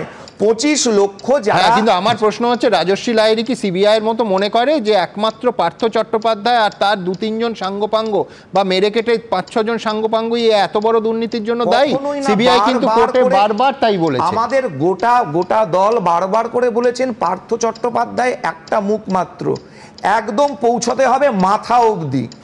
টাকা নিয়েছে একবারের জন্য মমতা বন্দ্যোপাধ্যায় বা অভিষেক বন্দ্যোপাধ্যায় এত কথা বলছেন, কেউ একবারের জন্য বলছেন না আচ্ছা আমার দলের প্রতি আঙুল তুলেছে যে তৃণমূলের লোক টাকা খেয়েছে, আপনারা বলুন প্রকাশ্যে দাঁড়িয়ে কোন তৃণমূলের লোককে আপনারা টাকা দিয়েছেন, কে আপনাদের কাছ থেকে টাকা নিয়ে চাকরির প্রতিশ্রুতি নিয়েছে। আমি পুলিশ মন্ত্রী আছি, এক্ষুনি অ্যাকশন নেব, জেলে ভরবো এবং আপনার টাকা আপনাকে ফেরত দেবো। একবারের জন্য এই কথাটা বলার তৃণমূলের একজনের সাহস আছে? দেখুন সবাই কিন্তু বলছে অযোগ্য অযোগ্য অযোগ্য, কিন্তু অযোগ্যটা কেন? অযোগ্য তৃণমূল টাকা নিয়ে চাকরি বিক্রি করেছে। তাহলে তৃণমূলের কোন নেতা এই কথাটা দাঁড়িয়ে, অন্য নেতার কথা বাদ দিন, মমতা ব্যানার্জি অভিষেক ব্যানার্জির কথা বলতে পারছে না কেন? অভিজিৎ গাঙ্গুলিকে আক্রমণ করছেন, অমুক তুসুককে আক্রমণ করছেন। বিজেপি সিপিএম এর জন্য নাকি চাকরি চলে গেছে। বিজেপি সরকার চালাচ্ছে, বিজেপি এসএসসি চালাচ্ছে, বিজেপি এখানে দায়িত্বে আছে পরীক্ষা কন্ডাক্ট করার। আর শুধু একটা কথা বলে আমি শেষ করছি, ত্রিপুরার বাম আমলের যে চাকরির চুরি হয়েছে সেটা যে কথা বললো, ত্রিপুরাতে প্রত্যেক বছর পরীক্ষা হয় এবং ইউপিতে কোন নেতার বাড়ির খাটের তলার থেকে 52 কোটি টাকা পাওয়া যায়নি বলার আগে ভেবে দেখা উচিত। ত্রিপুরায় প্রতিশ্রুতি যা ছিল, এর আগে এই ঘণ্টাখানেক সঙ্গে সুমন অনুষ্ঠানে বারবার দেখিয়েছি নির্বাচনী প্রতিশ্রুতি কি ছিল, এবং তারপর শিক্ষকদের আন্দোলনের ওপর, শিক্ষকদের জমায়েতের ওপর ত্রিপুরা পুলিশ বিজেপি সরকার আসার পর কিরাম লাঠি চালিয়েছিল। আমি অর্ণবের কাছে যাওয়ার আগে দ্রুত আপনাদের সামনে আজকে এই ইস্যুতে গোটা রাজ্যের বিভিন্ন কলকাতা শহর এবং বিভিন্ন জেলায় এই চাকরিহারা সাধারণ যোগ্য শিক্ষকরা তারা রাস্তায় নেমে আসেন। বহু রাজনৈতিক দলও প্রতিবাদে সামিল হন। দেখুন, কোথাও পুলিশের সঙ্গে বিক্ষোভকারীদের ধস্তাধস্তি, কোথাও পুলিশের লাঠিচার্জ। নিয়োগ দুর্নীতির জেরে এসএসসির চাকরি বাতিলের প্রতিবাদ ঘিরে উত্তপ্ত হয়ে উঠল কলকাতা থেকে কোচবিহার। বাম, ছাত্র, যুব ও শিক্ষক সংগঠনের এসএসসি ভবন অভিযান ঘিরে বৃহস্পতিবার ধুমধুমার পরিস্থিতি তৈরি হয়। এসএসসি ভবনের কিছুটা আগে মিছিল আটকে দেয় পুলিশ, বিক্ষোভকারীদের সঙ্গে ধস্তাধস্তি বাঁধে পুলিশের। মাস্টার মশাইদের গায়ে হাত তুলছে পুলিশ। এর আগে কসবায় দেখেছি, ডিআই অফিসে, এখানেও দেখলাম আজকে। একটা চোর কমিশনকে রক্ষা করবার দায় থেকে, একটা চোর সরকারকে রক্ষা করবার দায় থেকে বাংলার পুলিশ বাংলার মাস্টার মশাইদের কলার ধরছে, তাদের গায়ে হাত দিচ্ছে। চাকরি বাতিল ইস্যু ও মুর্শিদাবাদে অশান্তির ঘটনায় মুখ্যমন্ত্রীর পদত্যাগের দাবিতে কোচবিহারে আরএসএস এর ছাত্র সংগঠন এবিভিপির অভিযান ঘিরেও তুলকালাম পরিস্থিতি তৈরি হয়।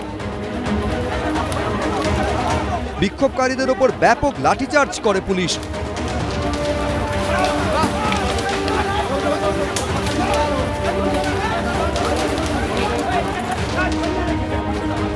এদিকে ওএমআর শিটের কপি চেয়ে বৃহস্পতিবার সিবিআই দফতরে ডেপুটেশন জমা দেন চাকরিহারা শিক্ষক ও শিক্ষাকর্মীরা।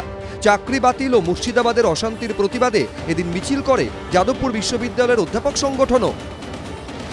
এই মাস্টারমশাইরা আন্দোলন করতে গিয়ে তারা যখন পুলিশের হাতে লাঠি খান, সেটা আসলে তারা শারীরিকভাবে নিগৃহীত হন না, আসলে পুরো শিক্ষা ব্যবস্থা তার উপরে আসলে এই আঘাতটা আসে। যারা এই নির্যাতন করছেন শিক্ষকদের উপর, তাদের হচ্ছে সমুচিত শাস্তি হোক। রাজনীতি আন্দোলন চলছে, সরকার আশ্বাস দিচ্ছে, প্রতিশ্রুতি দিচ্ছে, কিন্তু বাস্তবে কাজের কাজ কি হচ্ছে? যাদের হকের চাকরি চলে গেল তাদের কি হবে? তারা কারা, যাদের জন্য এই পরিস্থিতি তৈরি হলো? কেন যোগ্যদের তালিকা আদালতে জমা দিতে পারল না এসএসসি? জবাব কোথায়? উজ্জ্বল মুখোপাধ্যায়, ঐশী মুখোপাধ্যায়, অর্ণব মুখোপাধ্যায়, এবিপি আনন্দ। যোগ্যদের তালিকা, যোগ্যদের তালিকা এবং যোগ্যদের তালিকা। দেখুন, 3 বছরেরও বেশি সময় ধরে এই অলীক কুনাট্য রঙ্গ চলছে। 3টে পিটিশন এসএসসির তরফে দেওয়া হয়েছে যেখানে কোথাও যোগ্যদের তালিকা নেই। হাইকোর্টের সিঙ্গেল বেঞ্চ, হাইকোর্টের ডিভিশন বেঞ্চ এবং সুপ্রিম কোর্ট বারবার, এমনকি একটা সময় বাড়তি সময় দিয়ে যোগ্যদের তালিকা চেয়েছে, কিন্তু এসএসসি সেই তালিকা দিতে পারেনি। আমি এইখানে একবার আপনাদের দেখাতে চাইব, প্রথমে দেখাতে চাইব যে আপনাদের মনে থাকবে যে হাইকোর্টের মাননীয় বিচারপতি দেবাংশু বসাকের ডিভিশন বেঞ্চ 22শে এপ্রিল 2024 খুব স্পষ্ট করে তাদের রায় দিলেন এবং 26,000-এর চাকরি চলে গেল। আমরা আমাদের প্রতিনিধি কৃষ্ণেন্দু অধিকারী তারপর এসএসসির চেয়ারম্যান এখন যিনি আছেন, যিনি কিন্তু পার্থ চট্টোপাধ্যায়ের ওই দুর্নীতির সময় ছিলেন না, সিদ্ধার্থ মজুমদারকে জিজ্ঞেস করেছিলেন যে আপনাকে খুব স্পষ্ট করে এখনো পর্যন্ত অযোগ্যদের, কারা টাকা দিয়ে চাকরি পেয়েছে ইত্যাদি ইত্যাদি, টেন্টেড কারা, তাদের তালিকা দিয়েছেন, তাহলে যোগ্যদের তালিকা বাকি যারা রয়ে গেল তার বাইরে হিসেব মতো তারা যোগ্য, তারা কি যোগ্য? তাদের সবাইকে কেন যোগ্য বলা যাচ্ছে না? কেন আপনারা বলছেন না? কি বলেছিলেন সিদ্ধার্থবাবু? দেখাবো।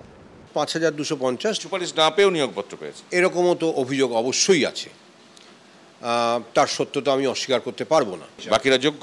এবারে যদি কোনো নতুন তথ্য প্রমাণ না আসে বা আপাত দৃষ্টিতে এই মুহূর্তের তথ্যে দাঁড়িয়ে তারা যোগ্য, আমি তো তাদের সম্পর্কে কোনো তকমা এটা দিতে পারি না অযোগ্য হিসাবে।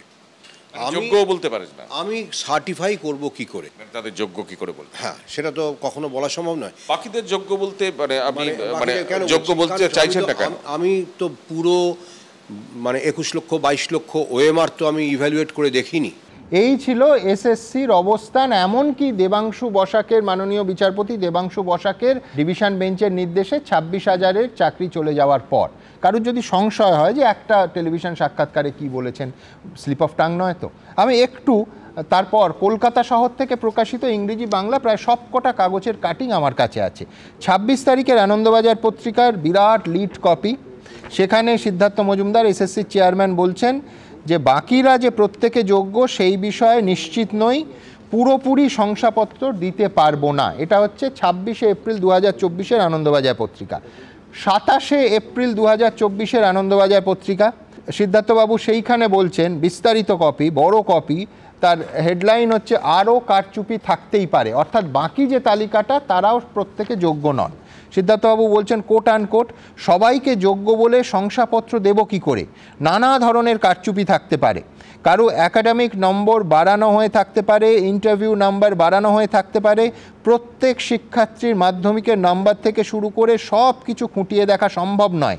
এরপরে যদি ওই তালিকা থেকে আরও 30 জনের বেআইনি নিয়োগ বেরোয় তখন কি হবে? তাই সবাই যোগ্য কি না নিশ্চিত নই, এই কথাটা বলেছি, একেবারে স্পষ্ট বলছেন, ব্যাখ্যা করছেন। কলকাতার অন্য সমস্ত কাগজ, আমি গণশক্তি বা অন্যান্য কাগজ বাদ দিচ্ছি, আচ্ছা আনন্দবাজার পড়লাম, টেলিগ্রাফ আমাদেরই সংস্থার, প্রতিদিন কাগজ, তারা কি লিখছে? প্রতিদিন কাগজ ওই 26শে এপ্রিল 2024-এ ছাপছে, সিদ্ধার্থবাবুর বক্তব্য, আদালত অবশ্য সন্তুষ্ট হননি, আমি আদালতের পর্যবেক্ষণকে শ্রদ্ধা করি। কোন বিষয়? যে তালিকা দেওয়ার বিষয়। সিদ্ধার্থবাবু বলছেন উইদিন কোর্ট, আমি অযোগ্যদের তালিকা দিলাম, কিন্তু কোনো ভুল বাকিদের ক্ষেত্রে নেই আমি এটা বলবো না। একটা সিলেকশন প্রক্রিয়া হওয়ার পরে অযোগ্যদের চিহ্নিত করে বাদ দেওয়াটাই পদ্ধতি, অর্থাৎ বাকিরা যোগ্য তিনি তখনও বলেননি। সংবাদ প্রতিদিন পড়ে শোনালাম। আমার পরের বক্তা বাদশা মৈত্রের কাছে পরিষ্কার প্রশ্ন, আমি আবার বলছি, আমি আশার আলো দেখতে চাইছি, যে এসএসসি নাকি চাকরিহারাদের 21 তারিখে তাদের বলেছেন যে যোগ্যদের তালিকা প্রকাশিত হবে। আদৌ সেইটা কোনো দরজা, কোনো জানলা খুলতে পারবে? বাচ্চার কি মনে হচ্ছে? আমি শুরুতেই সুমন যিনি বসে আছেন ওখানে, আমি ওনাকে জিজ্ঞেস করব যে এই যে আদালতে যে কথাটা আজকে বলেছে, যে আন্ডারটেকিং দিয়েছে, আপনাদের সঙ্গে যে মিটিং হয়েছিল সেদিন এই মিটিংয়ে কথাটা আপনাদের বলা হয়েছিল যে ওনারা কোর্টে গিয়ে কথাটা বলবেন? না, আমরা বলেছি, আমরা মাননীয় চেয়ারম্যান যিনি সিদ্ধার্থ মজুমদার, উনি অত্যন্ত ভদ্র মানুষ, আমরা পরিষ্কার বক্তব্য রেখেছিলাম যে মহাশয় অনেক হয়েছে যোগ্যদের জীবন নিয়ে ছিনিমিনি খেলা, আপনারা যোগ্যদের নিখুঁত এবং নির্ভুল তালিকা প্রকাশ করবেন না, আমি হচ্ছে ওনার কি আপনাদের বলেছিলেন কোর্টে এই কথাটা বলবেন যে আমরা নতুন পরীক্ষা নেব, আমাদের এই শিক্ষাবর্ষ অবধি ওনাদের সুযোগ দিন, কথাটা আপনাদের বলেছিল? পরীক্ষা নেওয়ার কোনো প্রশ্ন আসে না, এই কারণে একটা এভিডেন্স রয়েছে। যেদিন 3 এপ্রিল 2025 যেদিন সুপ্রিম কোর্টের রায় আসে, সেদিন রাজ্য সরকার ঘটা করে তারা কিন্তু এডুকেশন ডিপার্টমেন্টে একটা নোটিশ বার করে। সেই নোটিশটা হচ্ছে ফ্রেশ সিলেকশন। ফ্রেশ সিলেকশন মানে কি? নট রি এক্সামিনেশন। এটা আপনারা এখানে মাননীয় বিক্রম বন্দ্যোপাধ্যায় রয়েছেন, আইনগত বিষয় তারা বলবেন। সুতরাং রাজ্য সরকারকে, আমার যখন বলার সময় হবে, রাজ্য সরকারকে পরিষ্কার করতে হবে। নেতাজি ইন্ডোরে আমি মাননীয় মুখ্যমন্ত্রীকে বলতে গিয়েছিলাম যে মাননীয় মুখ্যমন্ত্রী যোগ্যদের পাশে আছেন না অযোগ্যদের পাশে আছেন, আমাকে চেপে দেওয়া হয়েছে, বলতে দেওয়া হয়নি। আমি চিঠিটা দিতে পেরেছিলাম। যাই হোক, আপনি বলুন, পরে বলুন। ঠিক আছে। আমার যেটা প্রশ্ন, আমি আইনের দিকে না গিয়ে যেটা বিক্রম বলছিলেন, আমি যদি একটা সাধারণ জ্ঞান দিয়ে এটা বোঝার চেষ্টা করি, যে আমি যদি একটা কথা আজকে কমিট করি যে আমি নতুন পরীক্ষা নেব এবং ওনাদের জন্য আমি আগামী 9 মাসের জন্য একটা টাইম চাইছি, আমি কিছুদিন পরে গিয়ে আবার কি বলতে পারি যে ওনাদের সারা জীবনের জন্য চাকরিতে রাখা হোক? মানে যদি এটা সাধারণ জ্ঞান দিয়ে দেখি, তাহলে নজরুলদার কথা এটা একটা প্রতারণা। যদি সাধারণ জ্ঞান দিয়ে দেখি, আইনের কথা বলতে পারবো না আমি। এবং আমার যেটা মনে হচ্ছে যে অর্ণব যে কথাটা বললেন যে যদি ওনারা চাকরি দেন কিছু সুবিধে পাবেন, আমি একদম এটা ব্যক্তিগতভাবে আপনি নেবেন না, বা এটা প্রত্যেকের ক্ষেত্রে প্রযোজ্য।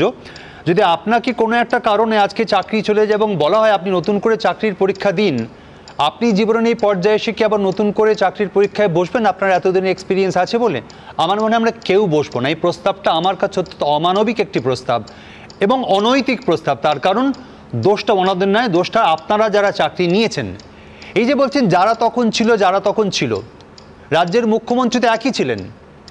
সরকার তো একটা পদ্ধতিতে চলে, মুখ্যমন্ত্রীর তত্ত্বাবধানে সমস্ত দপ্তর চলে, তার অধিকার আছে দপ্তরের মন্ত্রী পাল্টে দেওয়ার। কেন? কারণ তিনি তো পরিচালনা করেন। তাহলে সেদিনও মাননীয় মুখ্যমন্ত্রী যিনি ছিলেন আজকেও তিনিই আছেন। একটা সরকার আপনি আপনার ব্যক্তিগত টাকা আপনি কাকে কতটুকু দেবেন, কাকে চাকরি দেবেন, কাকে দেবেন না, আপনার ইচ্ছাধীন হতে পারে।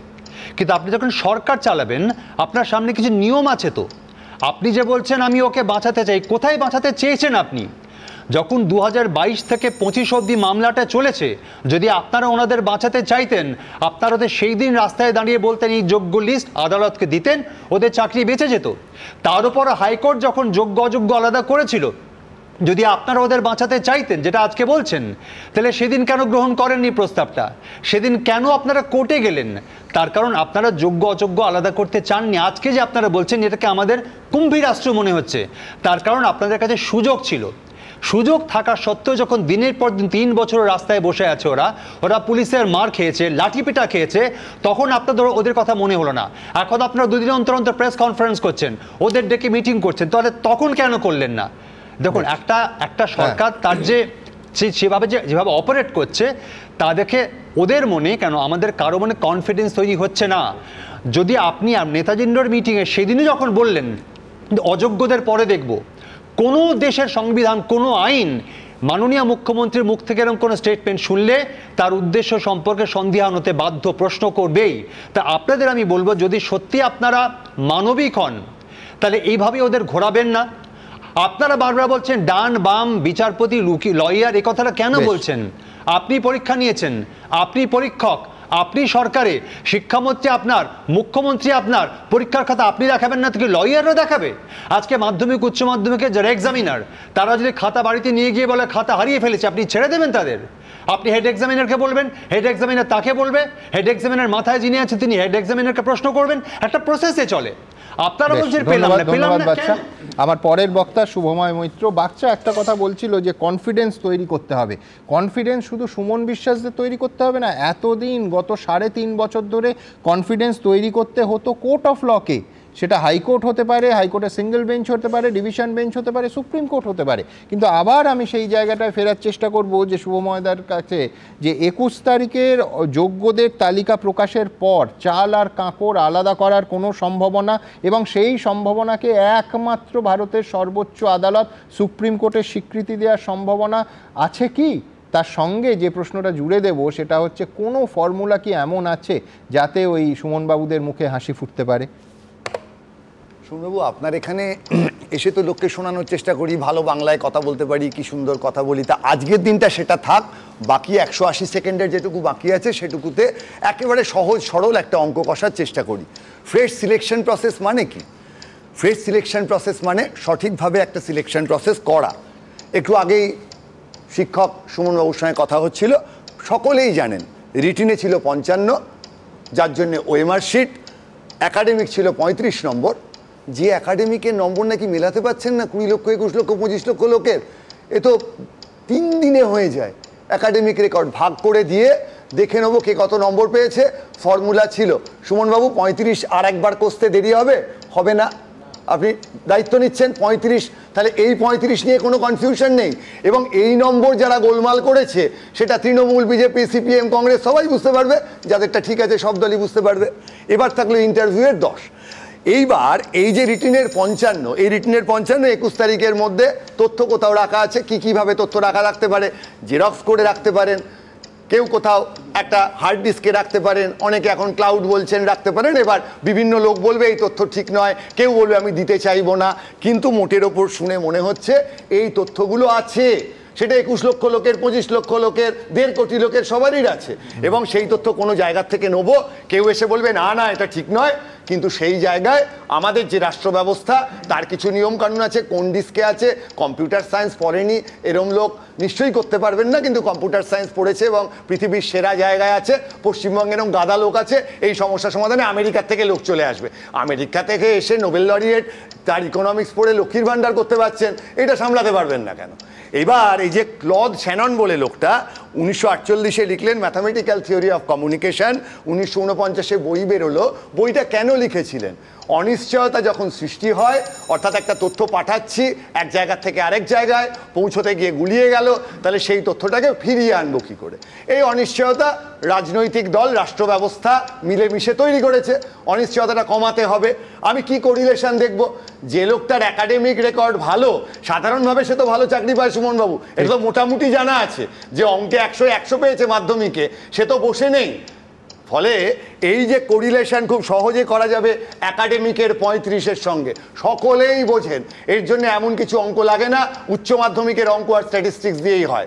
এই জায়গাটা বারবার করে আমরা যেটা বলার চেষ্টা করছি যে নিঃসন্দেহে মীনাক্ষী মুখোপাধ্যায়, মমতা বন্দ্যোপাধ্যায় বা দিলীপ ঘোষ নয়, আমরা চাই ব্রাত্য বসু, অভিজিৎ গঙ্গোপাধ্যায়, বিকাশ ভট্টাচার্যদের, বিক্রম বাবুদের মতো লোকদের, কিছু অঙ্কের লোকের, কিছু কম্পিউটার সায়েন্স জানা লোকের। যারা কম্পিউটার সায়েন্স দেখবেন তথ্য কোথার থেকে আসছে, অঙ্কের লোক দেখবেন কোরিলেশন কতটা ভালো হচ্ছে। 35 তো চেনাই আছে, এই 35-এ তো কোনো গোলমাল হতে পারে না। এই 35 যে লোকটা বাড়িয়েছে বা যার জন্যে বাড়ানো হয়েছে, তিনি যে অযোগ্য বা অবৈধ এ নিয়ে তো কোনো সন্দেহ নেই, সে তো কালকেই মেলানো যাবে। এবার বারবার আমরা বলার চেষ্টা করছি আমরা আইন বুঝি না, আমরা আইন জানি না। আরে আইন কি আকাশ থেকে এসে পড়েছে নাকি? আইন অঙ্কের ভিত্তিতে, বিজ্ঞানের ভিত্তিতে আইন তৈরি হয়েছে। ভারতবর্ষের যেটুকু জজ সাহেবদের দেখার সুযোগ হয়েছে, তারা অঙ্কের ভাষায় কথা বলেন, তারা সেটা বলতে চান। তাদেরকে গুলিয়ে দেওয়া হচ্ছে, তাদের কাছে ডেটা দেওয়া হচ্ছে না। ফলে সমস্যার সমাধান আজকেও আছে, চোখের সামনে আছে। হয়তো তার মধ্যে টাইপ 1, টাইপ 2 এরর থাকবে, কিন্তু এর থেকে বেরোনোর উপায় এখনো আছে। বেশ, আমি বলছি আদর্শবাদী মাস্টারমশাইদের সব থেকে সুবিধে যেটা, সেটা হচ্ছে যে বাস্তবের সঙ্গে, বাস্তবের মাটিতে, বিশেষ করে রাজনীতির মাটিতে যখনই মানুষগুলো পড়েন, রাতারাতি জলজ্যান্ত আমার আর শুভময়দার মতো চশমা পরা সাধারণ 2 হাত 2 পাওলা মানুষগুলো পাল্টে যান। মানে ধরুন স্টুডিওতে 2জন মানুষ রাজি হলেন যে তারা ওই মানুষগুলো 26,000-এর মধ্যে যারা যোগ্য তাদের পাশে থাকবেন, তারপর রাতারাতি 24 ঘন্টার মধ্যে গঙ্গা দিয়ে ক গ্যালন জল গেল জানি না, কিন্তু রাজনীতির অঙ্কে সব জলগুলো রঙিন হয়ে গেল, হয় গেরুয়া হয়, নয় সবুজ হয়, নয় লাল হয়, নয় নীল হয়। আমি বলছি সেই কারণেই চমৎকার একটা ফর্মুলা শুভময় মৈত্র দিলেন, কিন্তু সেই ফর্মুলার বাস্তবায়ন হওয়া কিঞ্চিত কঠিন। এই মানে ফলিত রাজনীতির পক্ষে বিশ্বনাথ চক্রবর্তী আছেন, তিনি কি বলছেন এই ফর্মুলায় বাস্তবায়ন হওয়া সম্ভব কিনা, তার কারণ সব থেকে বিরল যেটা, সেটাই এই ফর্মুলার ক্ষেত্রে লাগবে, সেটা হচ্ছে সদিচ্ছা। আরও কঠোরভাবে বলতে গেলে রাজনৈতিক সদিচ্ছা আছে। কি বলছেন বিশ্বনাথ চক্রবর্তী? না দেখুন সুমনদা, এটা যখন বিজ্ঞপ্তি জারি করতে হবে না, শুভময় যেটা বললো ঠিক বললো না, কারণ হলো এটা ওপেন ফর অল, মানে অর্থাৎ ওই কেবলমাত্র 26,000-এর আবেদন করবে তা নয়, সারা রাজ্য জুড়ে লাখ লাখ আরোপ করবে। ফলে ওইটা মনে রাখতে হবে, ওর ফর্মুলাটা কিন্তু আমি অ্যাকসেপ্ট করছি না। দ্বিতীয় যেটা সেটা হলো যে ওই 22 লক্ষকেই কিন্তু দিতে হবে, তার বাইরে নয়। মানে আমি বলছি সংখ্যাটা কিন্তু ওই 22 লক্ষ। দ্বিতীয় যেটা সেটা হলো যে সুমনদা, আমি যখন করোনা পিরিয়ডে এই মানে 22 লক্ষর মধ্যে মানে তারা যোগ্য থাকা সত্ত্বেও চাকরি পায়নি, অযোগ্যরা চাকরি পেয়েছে, চিৎকার করে বলেছে দিদি মানে আমাদের প্রতি অন্যায় হচ্ছে, আমাদের থেকে টাকা নেওয়া হচ্ছে, আপনার নেতারা টাকা নিচ্ছে। মমতা বন্দ্যোপাধ্যায় কিন্তু কর্ণপাত করেনি। সেদিন মমতা বন্দ্যোপাধ্যায়ের মানে রাজনীতিটা ছিল যে ভাই আমার দল চালাতে গেলে মানে এই টাকা পয়সা তো আমার নেতারা তুলবেই, আমি চাকরি দিতে পারছি না, কিছু দিতে পারছি না, এরা তো কিছু এগুলোর থেকেই টাকা তৈরি করবে। ফলে সেদিন কিন্তু মমতা বন্দ্যোপাধ্যায় জাস্টিস দিতে পারেনি, চিৎকার করে মানে প্রার্থীরা কিন্তু রাস্তায় রাস্তায় ঘুরেছে আর পুলিশের মার খেয়েছিল। যেদিন হাইকোর্টে মামলা আসলো সেদিন কিন্তু অভিজিৎ গঙ্গোপাধ্যায় মানে একেবারে রায়টাতে পরিষ্কার করে বলে দিয়েছিলেন যে অযোগ্য যারা চিহ্নিত হয়ে যাচ্ছে সিবিআইয়ের দ্বারা তাদেরকে মেনে নিন, আপনারা যোগ্য যারা আছে তাদেরকে ছেড়ে দিচ্ছি। সেদিন কিন্তু আপনি অভিজিৎ গাঙ্গুলির রায়টাকে মানেননি, আপনি সুপ্রিম মানে ডিভিশন বেঞ্চে নিয়ে গেছিলেন। ডিভিশন বেঞ্চে কিন্তু আপনারা যোগ্য মানে যারা ছিল তাদের তালিকা দিয়ে বলতে পারতেন যে এরা যোগ্য, আমি সার্টিফাই করছি, আপনারা করেননি, যোগ্যদেরকে কিন্তু চাকরিটা খেয়েছেন। আবার সুপ্রিম কোর্টে যখন নিয়ে যাওয়া হলো, সুপ্রিম কোর্টে একই অবস্থান, যোগ্যদের জন্য আপনারা কোনো তালিকা তৈরি করে দিলেন না, সেগ্রিগেট করলেন না। কারণটা হলো আপনারা বিপুল পরিমাণে টাকা নিয়েছিলেন, ফলে টাকা যারা দিয়েছে তারা যদি আলাদা হয়ে যায়, বিদ্রোহ হয়ে যাবে, তৃণমূল নেতাদের বাড়ির চড়াও হবে, সেই ভয়ে আপনারা কিন্তু যোগ্য অযোগ্যর তালিকার তফাৎ করেননি। আর সেদিন যখন মানে নেতাজি ইন্ডোর স্টেডিয়ামে মমতা বন্দ্যোপাধ্যায় আশ্বস্ত করলেন যে মানে কোনো যোগ্যদের চাকরি যাবে না, তারপরে আপনারা কেন যোগ্যদের তালিকা আজকে দিলেন না? উল্টো 3টে সংস্থা, রাজ্য সরকার, মধ্যশিক্ষা পর্ষদ এবং এসএসসি, তারা মানে কার্যত মেনে নিল যে হ্যাঁ হুজুর আমাদেরকে কেবলমাত্র একটু সময় দিন, আর বাদ বাকিটা তারা হলফনামা দিয়ে মানে মৌখিকভাবে জানিয়ে দিল যে হ্যাঁ আমরা এই রায়ের সাথে একমত। অর্থাৎ এই যারা যোগ্য, যাদেরকে চাকরি রক্ষার প্রতিশ্রুতি মমতা বন্দ্যোপাধ্যায় সেদিন নেতাজি ইন্ডোর স্টেডিয়ামে দিয়েছিলেন, তাদের চাকরি আর কয়েক মাস শুধু বাড়লো, কিন্তু আদতেও তাদের চাকরিটা কিন্তু বাঁচলো না। কারণ আপনি রাজ্য সরকার, আপনি বিশ্বাসঘাতকতা করেছেন এই চাকরি প্রার্থীদের সাথে।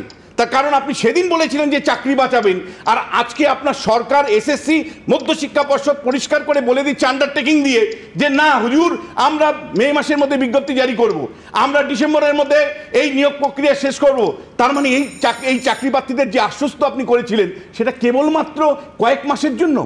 আপনি পরিষ্কার একটা আপনার অবস্থানটা ছিল রাজনৈতিক। কারণটা কি?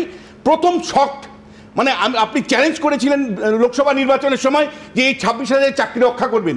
যেই মুহূর্তে চাকরি চলে গেছে, সারা রাজ্য জুড়ে আপনার দলের নেতাদের বাড়ি চড়াও হতে পারে টাকা চেয়ে, ফলে আপনি ওই মুহূর্তে শখটাকে মানে আপনার শখটাকে আপনি কি অ্যাবজর্ব করেছেন। অর্থাৎ বিদ্রোহ থেকে বাঁচার জন্য আপনি ওই কথার প্রতিশ্রুতি দিয়েছিলেন। এবং আবারও বলছি, এখনো যে ধরনের প্রতিশ্রুতি দেওয়া হচ্ছে সেটা কেবলমাত্র বিদ্রোহ থেকে বাঁচার জন্য। বারবার রাজনৈতিক কৌশল আপনি নিচ্ছেন, বারবার রাজনৈতিক কৌশল নিয়ে আপনি নির্বাচনী বৈতরণী পার হওয়ার চেষ্টা করছেন। পারবেন কি আরেকটা মানে মেধাযুক্ত এবং স্বচ্ছভাবে মানে নিয়োগ করতে? সুপ্রিম কোর্ট যে নির্দেশ দিয়েছে সেই অনুযায়ী মে মাস থেকে ডিসেম্বরের মধ্যে একটা স্বচ্ছ মানে কোনো দুর্নীতি ছাড়া একটা নিয়োগ করে দেখাতে পারবেন কি?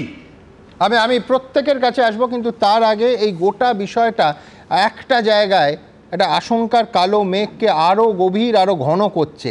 32,000, শুধু 26,000 নয়, এই মুহূর্তে এই রাজ্যের ওপর 32,000 চাকরির ভবিষ্যৎ একটা সুতোয় ঝুলছে। আজকে পার্থ চট্টোপাধ্যায়ের একটি মামলায়, জামিনের মামলায়, তার জামিন খারিজ হয়ে গেছে। পার্থ চট্টোপাধ্যায় জামিন পেলেন না সেটা বড় বিষয় নয়। বড় বিষয় হচ্ছে 26,000-এর পর 32,000 চাকরিজীবীর প্রাথমিকের যারা রয়েছেন, প্রাথমিকের মাস্টারমশাই, সেখানে তাদের ভবিষ্যৎ, তাদের চাকরি কার্যত সুতোয় ঝুলছে। পরের প্রতিবেদন। লাগাম ছাড়া দুর্নীতি, তার উপর আদালতে যোগ্যদের তালিকা দেয়নি এসএসসি, যে কারণে এসএসসি 2016-র গোটা প্যানেল বাতিল করে দিয়েছে সুপ্রিম কোর্ট। এই প্রেক্ষাপটে প্রাথমিকে 32,000 চাকরি বাতিলের যে নির্দেশ কলকাতা হাইকোর্টের বিচারপতি অভিজিৎ গঙ্গোপাধ্যায় দিয়েছিলেন, তার শুনানি এবার হবে বিচারপতি তপব্রত চক্রবর্তী ডিভিশন বেঞ্চে। আর এই রায়ের ওপরই নির্ভর করে আছে 32,000 শিক্ষক শিক্ষিকার ভাগ্য। আর এই প্রেক্ষাপটেই 2014 সালের টেট নিয়ে চাঞ্চল্যকর তথ্য সামনে এসেছে। আদালতে জমা দেওয়া চার্জশিটে দুর্নীতির নানা রূপ তুলে ধরেছে সিবিআই। চার্জশিটে দাবি করা হয়েছে প্রাক্তন শিক্ষামন্ত্রী পার্থ চট্টোপাধ্যায়, প্রাথমিক শিক্ষা পর্ষদের তৎকালীন সভাপতি মানিক ভট্টাচার্যরা মিলে দুর্নীতি করেছেন। দুর্নীতিতে ওতপ্রোতভাবে জড়িয়েছিলেন পার্থ চট্টোপাধ্যায়ের ওএসটি প্রবীর বন্দ্যোপাধ্যায়ও। 2014 সালের টেটের ফলাফল বেরিয়েছিল 2016-র 14 সেপ্টেম্বর। গত ডিসেম্বরে আদালতে জমা দেওয়া সাপ্লিমেন্টারি চার্জশিটে সিবিআই দাবি করেছে 2017 সালে যখন নিয়োগ প্রক্রিয়া চলছিল তখন অসংখ্য চাকরি প্রার্থী পর্ষদকে চিঠি লিখে জানিয়েছিল যে একটি প্রশ্নের জন্য দুটি সঠিক উত্তর দেওয়া হয়েছিল।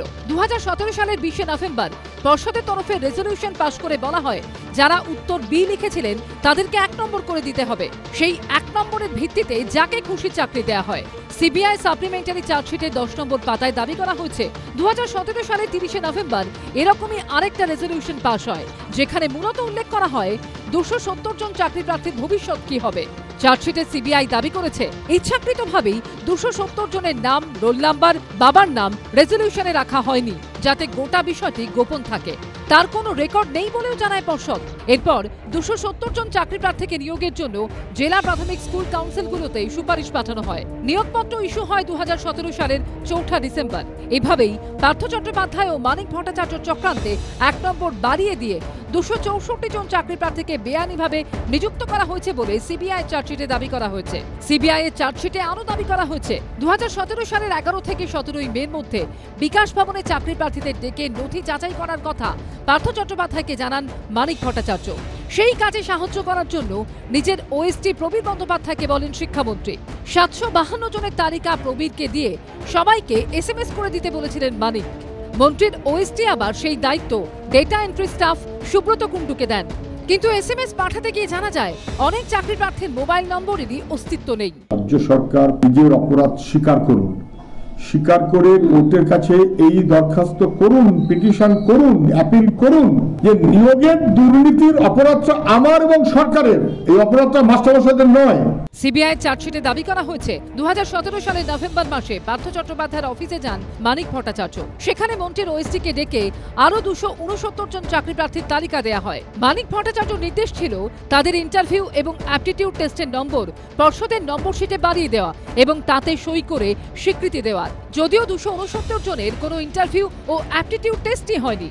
সবকিছু হওয়ার পর যাবতীয় তথ্য সিডিতে নিয়ে নেন মানিক ভট্টাচার্য এবং সমস্ত তথ্য ডিলিট করে দেওয়ার জন্য মন্ত্রীর ওএসটিকে নির্দেশ দেন। তদন্তের বিষয়, বিচারাধীন বিষয়, যখন আদালতে কোনো কথা বলেছেন, ইডি তো এটা আদালতে বলেছেন, তো ফলে এর উত্তর দেওয়ার দায় পার্থ চট্টোপাধ্যায় বা পার্থ চট্টোপাধ্যায়ের আইনজীবীদের। সিবিআই চার্জশিটে দাবি করা হয়েছে কুন্তল ঘোষের প্রধান এজেন্ট ছিলেন সন্তু গঙ্গোপাধ্যায়, যিনি অয়নশীল, কৌশিক শেঠ, শরীফুল আলমের মতো সাব এজেন্টের মাধ্যমে অযোগ্য চাকরি প্রার্থীদের কাছ থেকে বিপুল পরিমাণ ঘুষ নিয়েছিলেন। অন্যদিকে বৃহস্পতিবারই প্রাথমিকের নিয়োগ দুর্নীতিতে সিবিআই মামলায় ফের পার্থ চট্টোপাধ্যায়ের জামিন খারিজ হয়ে গেল।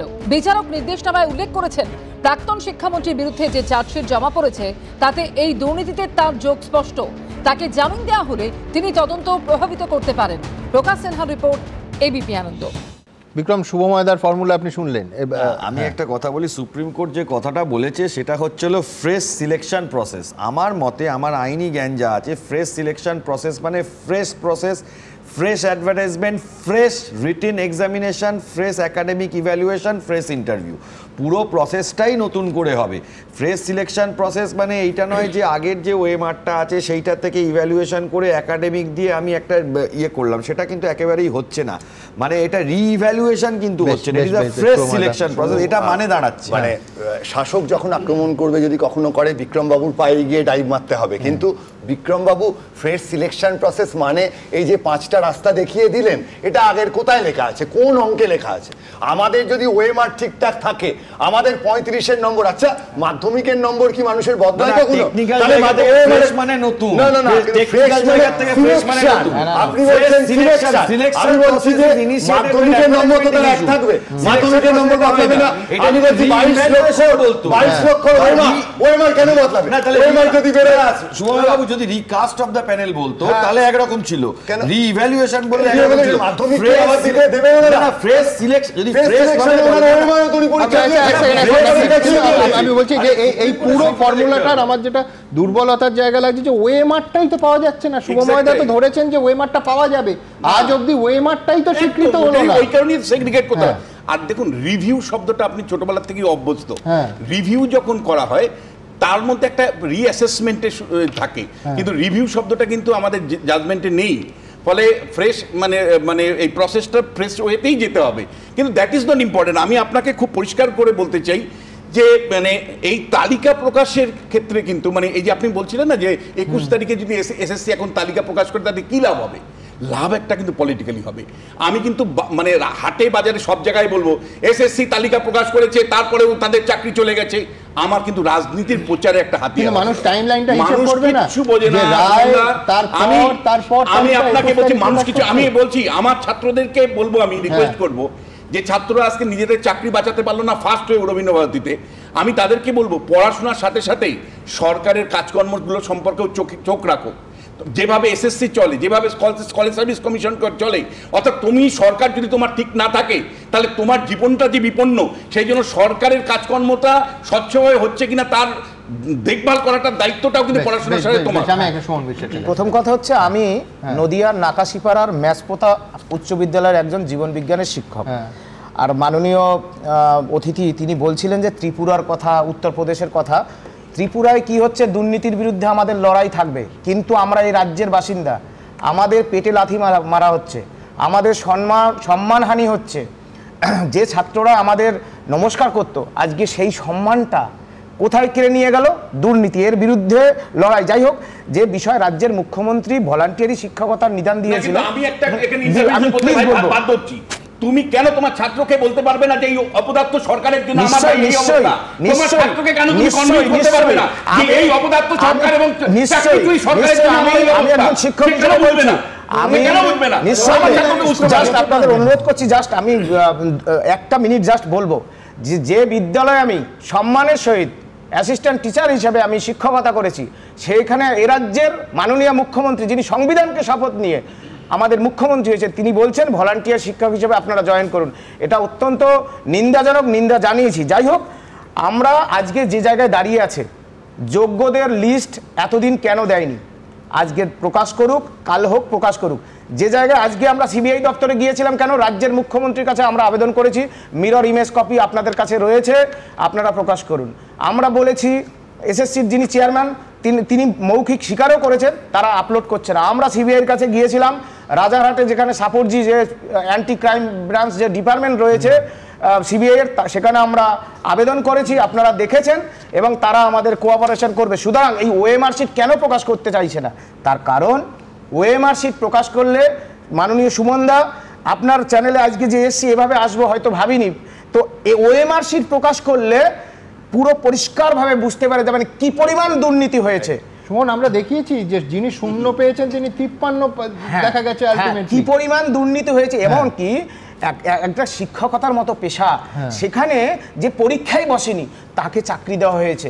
এর বিরুদ্ধে বিশ্বনাথ স্যার বলছিলেন যে আপনার ছাত্রদের কি বলছেন? আমার ছাত্রদের আপনাদের মিডিয়ার মাধ্যমে এর আগেও আমি যা শিখিয়েছি, তোমরা আমার চাকরি থাকুক না থাকুক, আমি বেঁচে থাকি আর না থাকি, যদি আমি তোমাদের কিছু শিখিয়ে থাকি, দুর্নীতির বিরুদ্ধে জিরো টলারেন্স ভাবে তোমরা লড়াই করো। আমার জীবন যেভাবে প্রভাবিত হয়, যে কথাটা এখন থেকে বললাম আমি সেটাই আরেকবার বলবো, যে অপরে পাওনা আদায় করেছে আগে, আমাদের পরে দেনা সুদবার ভার, সুদিন দত্তের কবিতা, এই আমাদের পরে দেনা সুদবার ভারটা পশ্চিমবঙ্গ সরকার কিন্তু নিয়েছে, হাত তুলে দেয়নি সেখান থেকে। আমি যে তিনটে উদাহরণ দিলাম, এই যে একটা নতুন করে এতগুলো রায়ের পর এখনো ওএমআর শিট প্রকাশ হয়নি, পশ্চিমবঙ্গ সরকার নিল কোথায়? যেভাবে রায় মেনে যে আবার নতুন করে প্রসেসটার মধ্যে দিয়ে গিয়েছে, আমি এতটা নেগেটিভ ভাবে ভাবছি না। আমি বলছি যারা এখানে রয়েছেন, যে 19,500 অপরাধ দেনা বলছে 2016 সালের প্যানেল, এটা নিজেদের দেনা। একদমই তাই, আমি তো অস্বীকার করছি না যে সেখানে যে অন্যায়টা হয়েছিল, সে অন্যায়টা হয়েছে, অবশ্যই হয়েছে, কিন্তু সেখানে আমি বলছি যে এই 19,500 এরা চাকরি আর পাবে না, এটা একেবারে এইরকম নেগেটিভ ভাবে ভাবার দরকার নেই। এটা এইটুকু ভাবা দরকার, তারা কিন্তু আবার সেই সুযোগটা তাদের জন্য তৈরি করে দেওয়া হয়েছে, তারা সেই পরীক্ষাটা দেবে আবার।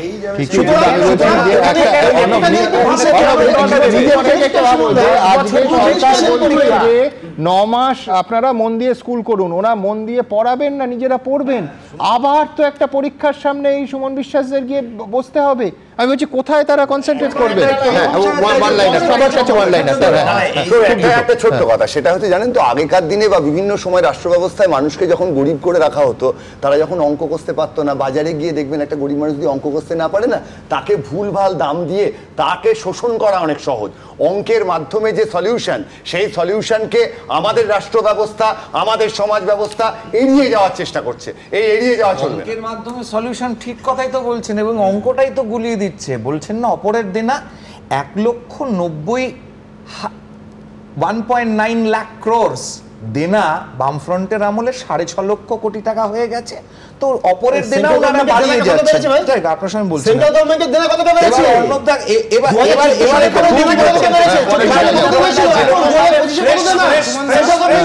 এই যে নতুন করে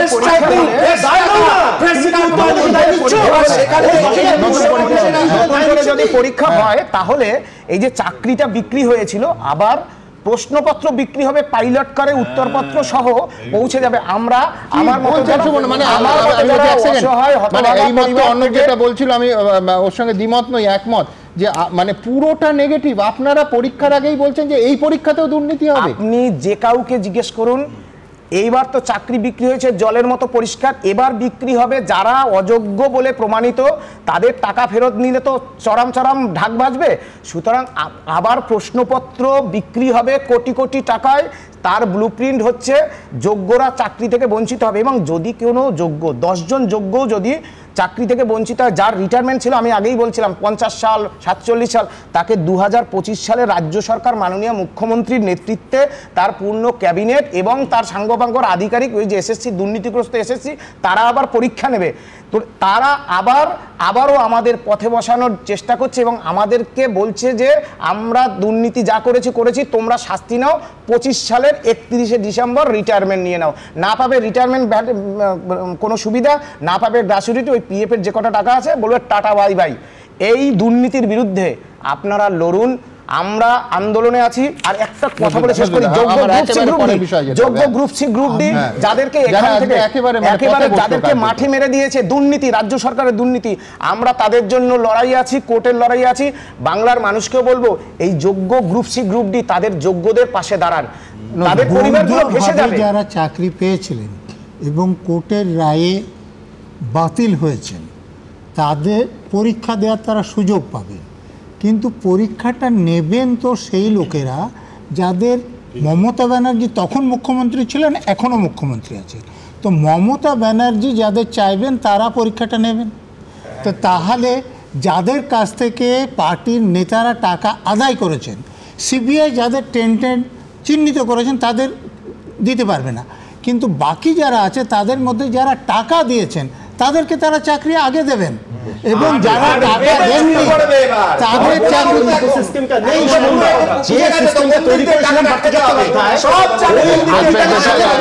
সবাইকে থামালাম, সরি, আমি পরের ইস্যুতে যাব, কিন্তু তার আগে বলবো যে অর্ণব একটা আশার কথা বলেছে যে ওই ইকোসিস্টেমটা নেই, এখন নতুন সেট অফ পিপল আছে।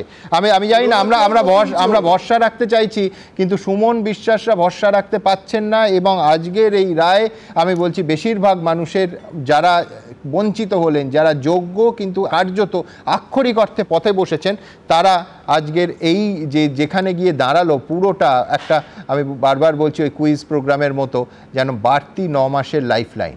শুধু কি এইটুকু? আবার বলছি, আশার আলো দেখতে চাইছি, তার কারণ আমার রাজ্যের, আমাদের যারা সহনাগরিক, তাদের প্রত্যেকের ভবিষ্যৎ, রাজ্যের ভালো থাকা না থাকা এই ইস্যুর সঙ্গে যুক্ত। পরের ইস্যু ওয়াকফ। ওয়াকফে আজকে সুপ্রিম কোর্ট একেবারে স্পষ্ট জানিয়ে দিল যে ওয়াকফ সম্পত্তিতে আপাতত পরের শুনানি অবধি কোনো বদল করা যাবে না, বোর্ড পর্ষদে কোনো নিয়োগ করা যাবে না।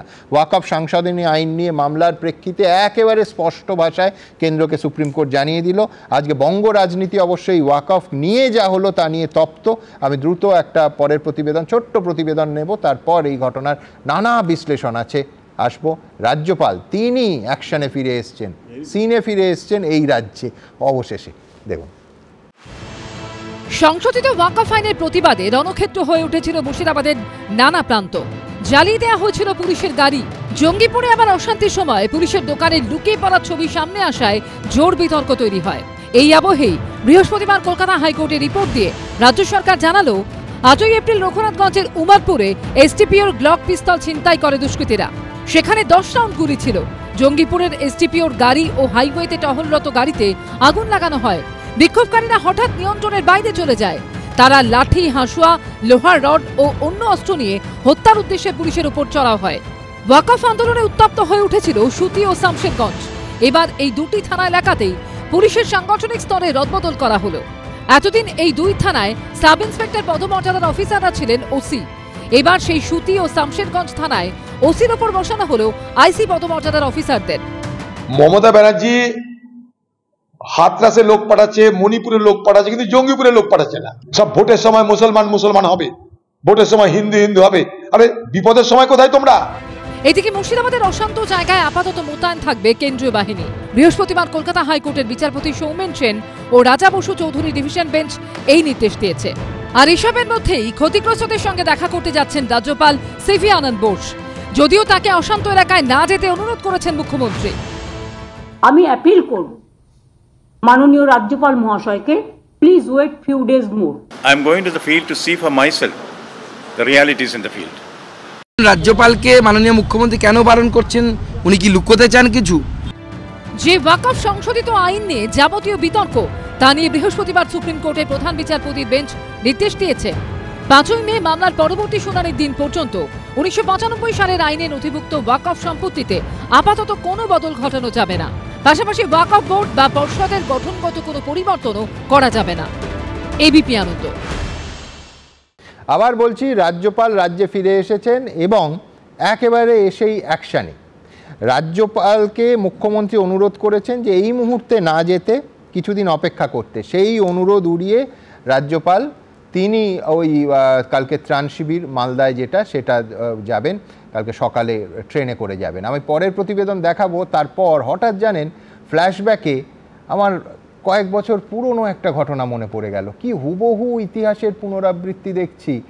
আমি জানি না যে পশ্চিমবঙ্গ ছাড়া অন্য রাজ্যে এই নাটকীয় ইতিহাসের পুনরাবৃত্তি সম্ভব কিনা।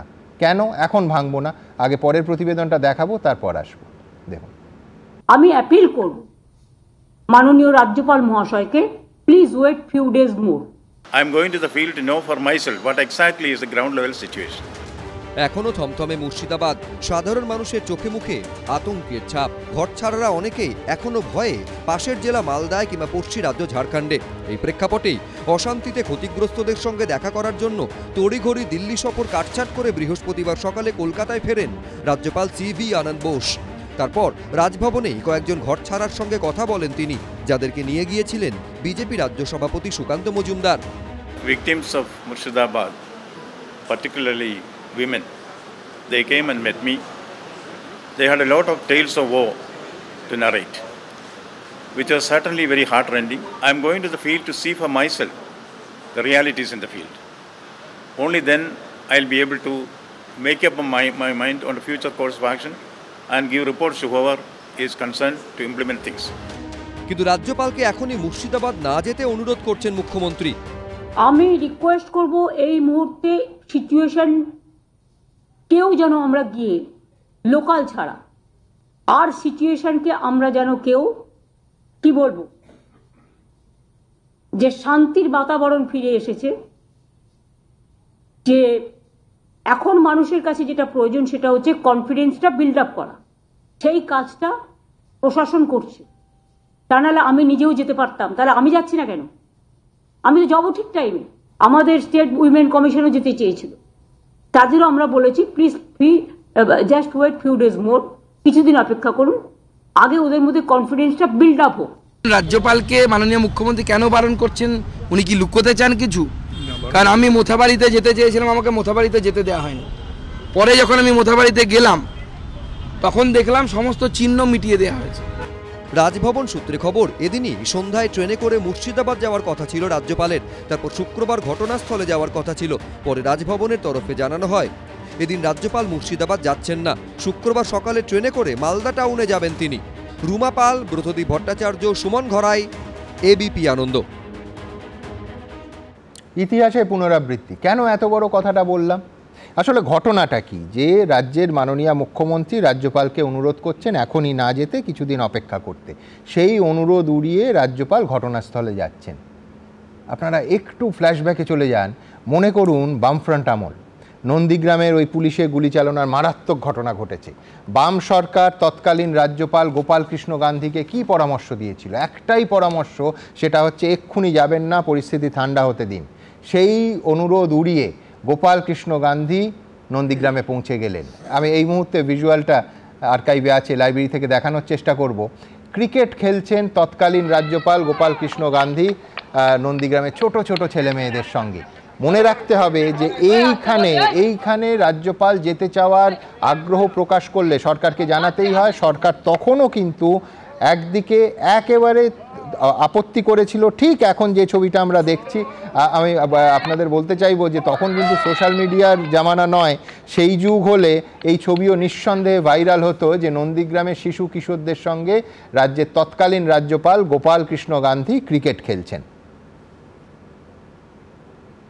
কিন্তু জানেন, এইখানেই শেষ হয়নি, কারণ শাসক দল তারপর গোপাল কৃষ্ণ গান্ধীর এই রাজ্য সরকারের পরামর্শ বা অনুরোধ না মেনে নন্দীগ্রাম যাওয়া নিয়ে কটাক্ষও করেন। স্বয়ং বিমান বসু কি বলেছিলেন দেখাবো। সব ধরনের বিশ্বাসের মানুষের সঙ্গে কথা বলেছেন, আর তারপর উনি ব্যাক করে চলে এসছেন। মাঝখানে উপরি পাওনা গাঁয়ের ছেলেদের সঙ্গে একটু খেলাও খেলেছেন। বল তারপরেতে সেকেন্ড বল যখন দিল সেটা মানে আউট অফ দি স্ট্যাম্প হয়ে গেল, ওটা উনি মারতে পারেননি। কিন্তু ফার্স্ট বলটা যখন ছিল একটা বলই মিড উইকেট। প্রথমে অর্ণবের কাছে যাব। অর্ণব, রাজ্য সরকারের আপত্তি এবং তৃণমূলের তখনের প্রতিক্রিয়া ছিল একেবারে উল্লসিত এবং অভিনন্দন রাজ্যপালকে, যে রাজ্য সরকারের আপত্তি এড়িয়ে তৎকালীন রাজ্যপাল গোপাল কৃষ্ণ গান্ধী নন্দীগ্রামে পৌঁছেছেন। মমতা বন্দ্যোপাধ্যায় থেকে মুকুল রায় সবাই স্বাগত জানিয়েছিলেন। তাও দেখাতে পারি আপনি নন্দীগ্রামের সঙ্গে এই পরিস্থিতি আমি রাজ্যের অনুরোধ আর অনুরোধ উড়িয়ে রাজ্যপালের যাওয়া শুনে এলাম। আপনি একটা আলাদা দুটো ঘটনা। মুর্শিদাবাদের ক্ষেত্রে আপনি দেখুন, শুভেন্দু অধিকারী বলেছেন হিন্দু শহীদ দিবস পালন করব। মারা গিয়েছেন 3 জন, তার মধ্যে 2 জন হিন্দু, একজন হচ্ছেন মুসলিম, ইজাজ আহমেদ সম্ভবত, যে মুসলমান বদলক মারা গেছে। ঠিক বলেছেন, তা তিনি শহীদ নন। তার মানেটা হচ্ছে এখানেই হচ্ছে সেই ডিসক্রিমিনেশন করার চেষ্টা বিজেপির, যে শহীদের মধ্যে আবার ভাগ করছেন, মৃত মানুষের মধ্যে হিন্দু আর মুসলমান ফারাক করছেন। কিন্তু রাজ্যপাল তো বিজেপির রাজ্য সভাপতি নয়, রাজ্যপাল তো গোটা রাজ্যেরই। কিন্তু তার একটা রাজনৈতিক আইডিওলজি আছে এবং সেই আইডিওলজি মেনেই তিনি এখনো পর্যন্ত 23টা বিল আটকে রেখে দিয়েছেন। তার জন্যই এখনো পর্যন্ত 17টা ইউনিভার্সিটিতে ভিসি বসেনি। এই যে বারবার করে প্রত্যেকটা প্রসেসে উনি আটকাচ্ছেন। ভি রাবি এবং যে তামিলনাড়ু সরকারের যে টাসেলটা ছিল সেটা নিয়ে সুপ্রিম কোর্ট রায় দিয়েছেন, তারপর কিন্তু 10টা বিল পাস করেছে রাজ্য সরকার নিজে। মানে এটা সুপ্রিম কোর্ট অব্দি যেতে হচ্ছে। অর্থাৎ এখানে অপক্ষপাত মূলক জায়গা থেকে রাজ্যপাল সত্যিই গিয়ে ওখানে কোনো কিছু করবেন, এটা এতটা বিশ্বাসযোগ্য মনে হয়। কি মনে হয় না যে রাজ্যপালেরও যাওয়া উচিত, মুখ্যমন্ত্রীরও যাওয়া উচিত? নিশ্চিত মুখ্যমন্ত্রী আজকে বলেছেন যে পরিস্থিতি একটু স্বাভাবিক হলে যাবো, এবং পরিস্থিতি স্বাভাবিক হচ্ছেও। ওখানে যে ধরনের ষড়যন্ত্র হয়েছে, ওখানে যে ধরনের লোকজন ঢুকেছে মানে বিভিন্ন জায়গা থেকে, এবং যা যা কিছু তথ্য পাওয়া গেছে। অর্ণবের কাছে একটাই প্রশ্ন থাকবে, যে অর্ণবী এই স্টুডিওতে অন্তত 5 বার গত 1 মাসে বলেছে যে নরেন্দ্র মোদী কেন মণিপুর যান না। আজকে যদি ঘুরিয়ে রাজস্বী প্রশ্ন করে যে মমতা বন্দ্যোপাধ্যায় কেন মুর্শিদাবাদ যাননি, প্রায় 2 বছর হয়ে গেছে। মণিপুরের সঙ্গে আপনি শামশেরগঞ্জকে তুলনা করবেন না, এই জন্য আমি বলছি দুটোর মধ্যে অনেক পার্থক্য। কারণ ওটার যে রেঞ্জ, ওটা রেঞ্জ প্রথমত অনেক বড়। 2 নম্বর হচ্ছে তার কারণ প্রধানমন্ত্রী রেঞ্জটাও তো বড় মুখ্যমন্ত্রী থেকে। কিন্তু আমি বলছি মুখ্যমন্ত্রী আজকে নিজে বলেছেন আমি নিজে যাবো, একটু সময় দিন একটু। রাজস্বীর কাছে কিন্তু আমি ঠিক উল্টো দিকটা থেকে আসবো। সেটা হচ্ছে রাজ্যপাল ছিলেন কোচিতে। আমি কিন্তু জানি না, আমি একেবারে তথ্য নির্ভর কথা বলি। তিনি কোচি থেকে হঠাৎ ব্যাঙ্গালোর হয়ে দিল্লি গেলেন, তারপর দিল্লিতে কয়েক ঘন্টা সফর করে সোজা রাজ্যে ঢুকে গেলেন। আমি বলছি এই রুটটা নিয়ে কোনো ব্যাখ্যা আছে নাকি রাজস্বী? আমার নেই, আমি ওই জন্য ওর কাছে জানতে চাইছি। আমি রুটের ব্যাখ্যার দিকে সুমনদা যাব না। মানে দিল্লিতে কি তাকে ডেকে পাঠিয়ে রাজ্যে আরো মন দেওয়ার বা রাজ্যের এই ঘটনা সম্পর্কে ব্রিফ করা হলো? সেটা তো রাজ্যপালই বলতে পারবেন, কারণ আমি তো রাজ্যপালের স্পোক্সপারসন নই। হরগোবিন্দ এবং চন্দন দাস যারা আইডেন্টিফাই করেছেন মোহাম্মদ সেলিম তাদের পার্টি কার্যকর্তা হিসেবে, তাদের দুজনকে কুপিয়ে হত্যা করা হয়েছে। হরগোবিন্দকে 12 কোপ মারা হয়েছে। তারা সিপিএম করার জন্য মারা যাননি। জীবন ঘোষ যিনি তৃণমূলের একজন কার্যকর্তা, যিনি তার জমি দিয়েছেন তৃণমূলকে পার্টি অফিস তৈরি করার জন্য, তার সর্বস্ব লুটপাট হয়ে গেছে, তৃণমূল করার জন্য নয়। মমতা বন্দ্যোপাধ্যায় ইমাম মুয়াজ্জেমের সভা থেকে শুধুমাত্র অমিত শাহ, বিজেপি, বিএসএফ এদেরকে আক্রমণ করেছেন। কি বলেছেন ওখানে দাঁড়িয়ে? প্রশ্ন একটাই ওখানে থাকছে, সব বহিরাগত, সব বাইরের থেকে ষড়যন্ত্র এসছে, মোদিজি ইউসুফের সাথে মিটিং করে নাকি সমস্ত কিছু করেছেন। এবার আমি বলছি, দুদিনের মাথায় 3 মাসের ষড়যন্ত্র বিভিন্ন জায়গায় বলা আরম্ভ হয়ে গেল। দুদিনের মাথায় ঘটনা ঘটার 3 মাস অর্থাৎ 90 দিন ইন্টু 24 ঘন্টা, 2160 ঘন্টায় ডিজি বেঙ্গল, আইবি কেউ কিচ্ছু জানতে পারলো না। ঘটনা ঘটার দুদিনের মাথায় বলে দিল 3 মাস থেকে প্ল্যানিং চলছে, সমস্ত পাথর টাথর। তাহলে তার আইবি কি করছিল, এসপি মুর্শিদাবাদ কি করছিল, কেউ জানে না। যে দুজনকে বলা হয়েছে যে বহিরাগত, হরগোবিন্দ দাস এবং তার ছেলে চন্দন দাসের হত্যাকারীদেরকে তাদের পরিবারের মহিলারা নাম, বাবার নাম, ঠিকানা আইডেন্টিফাই করে বলেছে। প্রত্যেকে হচ্ছে লোকাল লোক। 220 জন যাদেরকে অ্যারেস্ট করা হয়েছে, 220 প্লাস, তারা প্রত্যেকে মুর্শিদাবাদের লোকাল লোক। এবং মমতা বন্দ্যোপাধ্যায়ের প্রশাসন has been A standing exposed. এরা প্রত্যেকে হচ্ছে এসডিপিআই, পিএফআই, আনসারুল্লাহ বাংলার টিমের সদস্য। স্লিপার সেল মুর্শিদাবাদে বসে কাজ করছে। এতদিন পশ্চিমবঙ্গের রাজ্য পুলিশ তাহলে কি করছিল? পিএফআই এর মেম্বারকে ব্যান সঙ্গে ইমরান হাসানকে রাজ্যসভায় কে পাঠিয়েছিল? জামাতের সঙ্গে কাদের সাথে করে? এটা কি সেই সময় তার মহারাষ্ট্র সরকার বলুন বা আমাদের মহারাষ্ট্র না, আছে বাংলার বিদেশক জানতো যখন এই ধরনের ঘটনা সবাই যেগুলো ছিল, যে ষড়যন্ত্রভাবে ইমাম, সেই ষড়যন্ত্র এইটুকু বাচ্চা ছেলে ইমাম, আমি বলছি যে এই দুজনটাকে একটা কমন ওয়ার্ড নিয়ে নিই, সেই ওয়ার্ডটা হলো ষড়যন্ত্র। ষড়যন্ত্র যে হয়েছে, বেশ, এই যে দুজনের কারোর সঙ্গে গলার জোরে আমি পারবো না। আমি খুব স্পষ্ট করে বলি যে একেবারে পরিষ্কার একটা কথা, দুজনকেই থামালাম, দুজনের অডিও এই মুহূর্তে অফ করে দেওয়া হোক। আমি বলছি যে ষড়যন্ত্র খুব পরিষ্কার। রাজ্য পুলিশ যারা তদন্ত করছে তারাও ষড়যন্ত্র বলছে, কিন্তু আমাদের প্রশ্ন হচ্ছে ষড়যন্ত্রটা কোথাকার? আজকে রাজ্য পুলিশের এডিজি দক্ষিণবঙ্গ সুপ্রতিম সরকার, তিনি প্রেস কনফারেন্স করে মুর্শিদাবাদের সুতি থেকে 3য় জনকে গ্রেফতার করা হয়েছে। আবার তিনি ষড়যন্ত্রের কথাই বলেছেন, এবং এত বড় ষড়যন্ত্র যে সিসি ক্যামেরার বিদ্যুৎ সংযোগ বিচ্ছিন্ন করে ভাঙচুর করেছিল এই যাকে ধরেছেন আজকে রাজ্য পুলিশের গোয়েন্দারা, ইনজামুল হক। আমি বলছি ষড়যন্ত্র সন্দেহ নেই, কিন্তু এইখানেই প্রশ্ন, ষড়যন্ত্রটা এখানকার নাকি বাংলাদেশের? তার কারণ এর আগে বাংলাদেশের দিকে এবং বাংলাদেশি জঙ্গিদের দিকে আঙুল তোলা হচ্ছিল। রাজ্য পুলিশের ব্রিফিং ঠিক কী বলেছে আমার পরের প্রতিবেদনে এক্স্যাক্টলি সেটাই দেখাবো, দেখুন তো। ওয়াকফ আইনের প্রতিবাদের নামে উন্মত্ত বিক্ষোভকারীদের হিংসার বলি হতে হয়েছে ধুলিয়ানের জাফরাবাদের বাসিন্দা বাবা ছেলেকে। বাড়ি থেকে হিড়হিড় করে টেনে নিয়ে গিয়ে কুপিয়ে থেতলে নৃশংসভাবে খুন করা হয় 70 বছরের হরগোবিন্দ দাস এবং তার ছেলে চন্দন দাসকে। সেই জোড়া হত্যাকাণ্ডের 5 দিনের মাথায় মুর্শিদাবাদের এই সুতি থেকে গ্রেফতার করা হলো মূল চক্রীকে। জাফরাবাদের বাসিন্দা ধৃত ইনজামুল হকি হামলায় নেতৃত্ব দিয়েছে বলে দাবি করেছে পুলিশ। এই নিয়ে জাফরাবাদে জোড়া হত্যাকাণ্ডে গ্রেফতারির সংখ্যা বেড়ে দাঁড়ালো 3-এ। সারা রাত ধরে অভিযান চালিয়ে আরও একজনকে আমরা গ্রেফতার করেছি। রাজ্য পুলিশের এসটিএফ তাকে গ্রেফতার করেছে সুতি থানা এলাকা থেকে, যার নাম ইনজামুল হক এবং বাড়ি জাফরাবাদে যেখানে খুনটি হয়েছিল তার সংলগ্ন এলাকা শুলিপাড়া। সেই শুলিপাড়ার বাসিন্দা। এর আগে সিসিটিভি ফুটেজ খতিয়ে দেখে হত্যাকাণ্ডের 3 দিন পর সুতির বাংলাদেশ সীমান্ত লাগোয়া এলাকা থেকে গ্রেফতার করা হয় দিলদার নাদাবকে। বীরভূমের মুরারই থানা এলাকা থেকে গ্রেফতার করা হয় তার ভাই কালু নাদাবকে। এবার পুলিশের জালে আরো এক।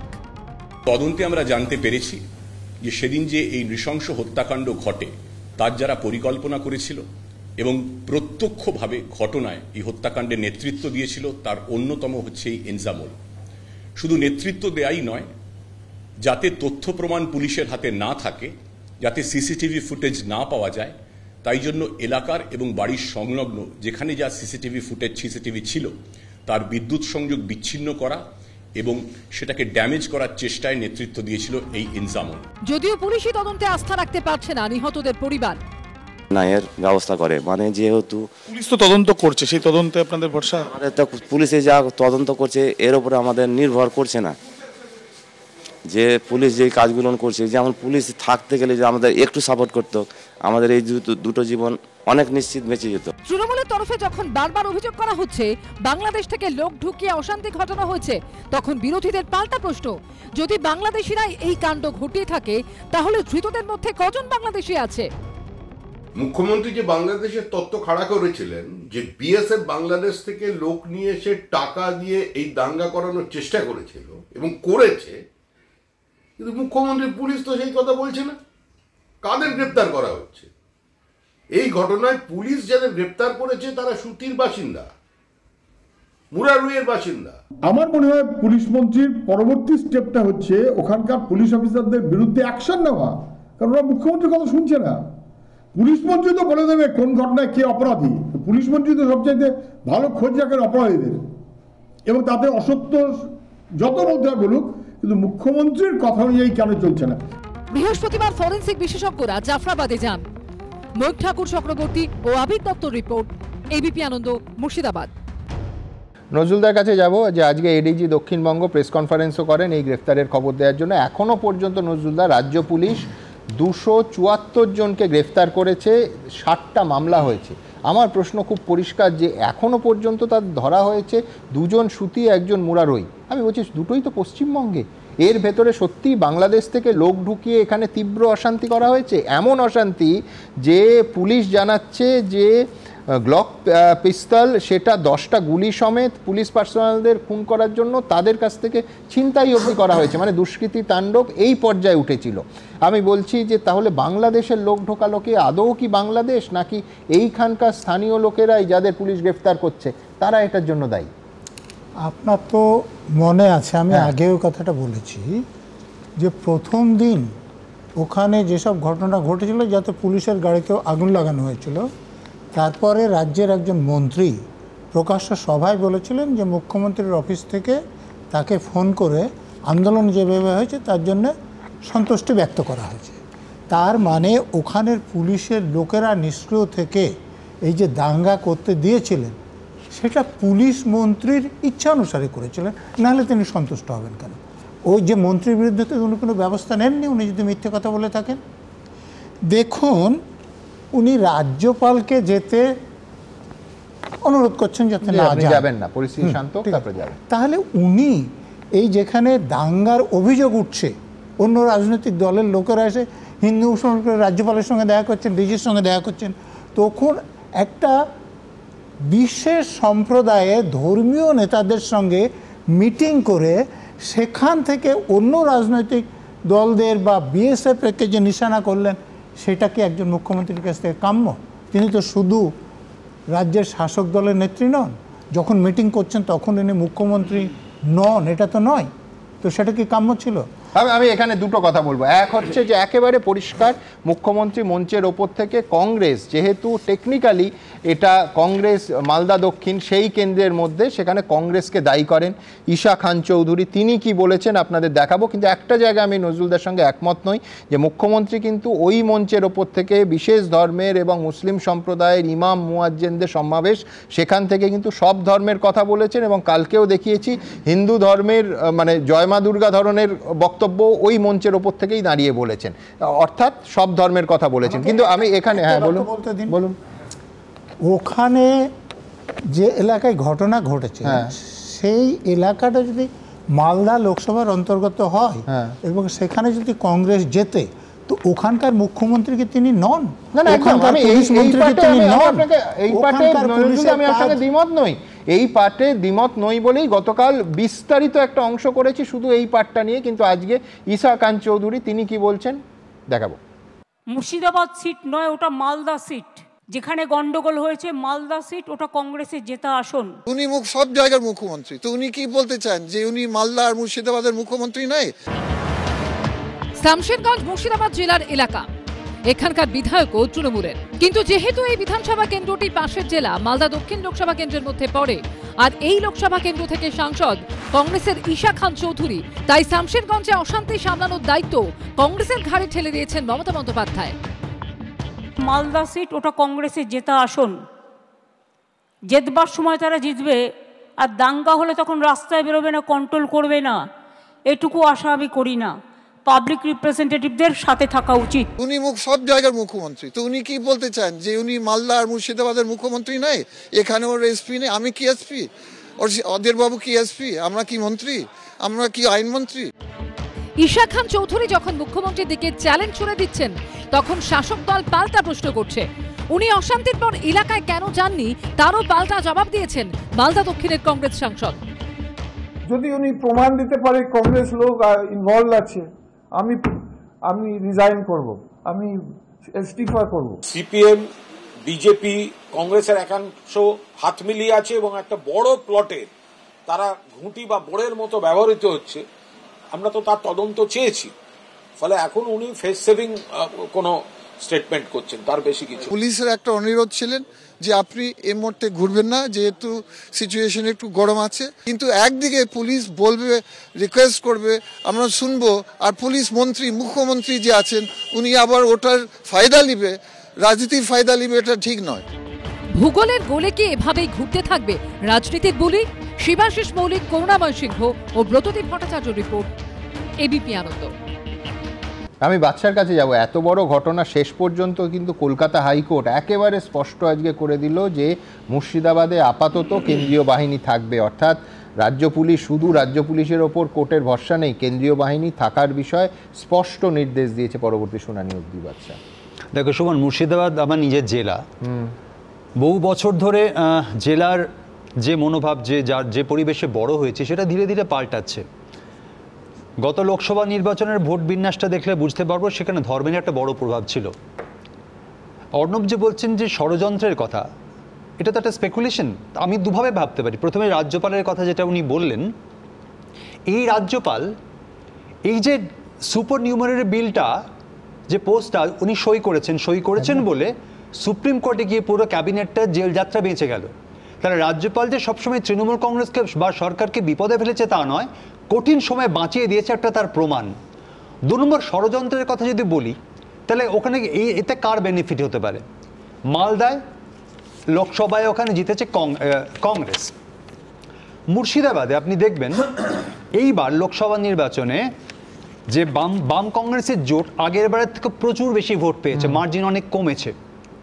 তাহলে আগামী বিধানসভা নির্বাচনে এটাকে রিকভার করতে হবে। তার মানে এই যে মাইনরিটি ভোট যেটা বাম কংগ্রেসে গেল বা কিছুটা কংগ্রেসে গেল মালদায়, সেই ভোটটাকে নিজের কাছে ফিরিয়ে আনতে হবে।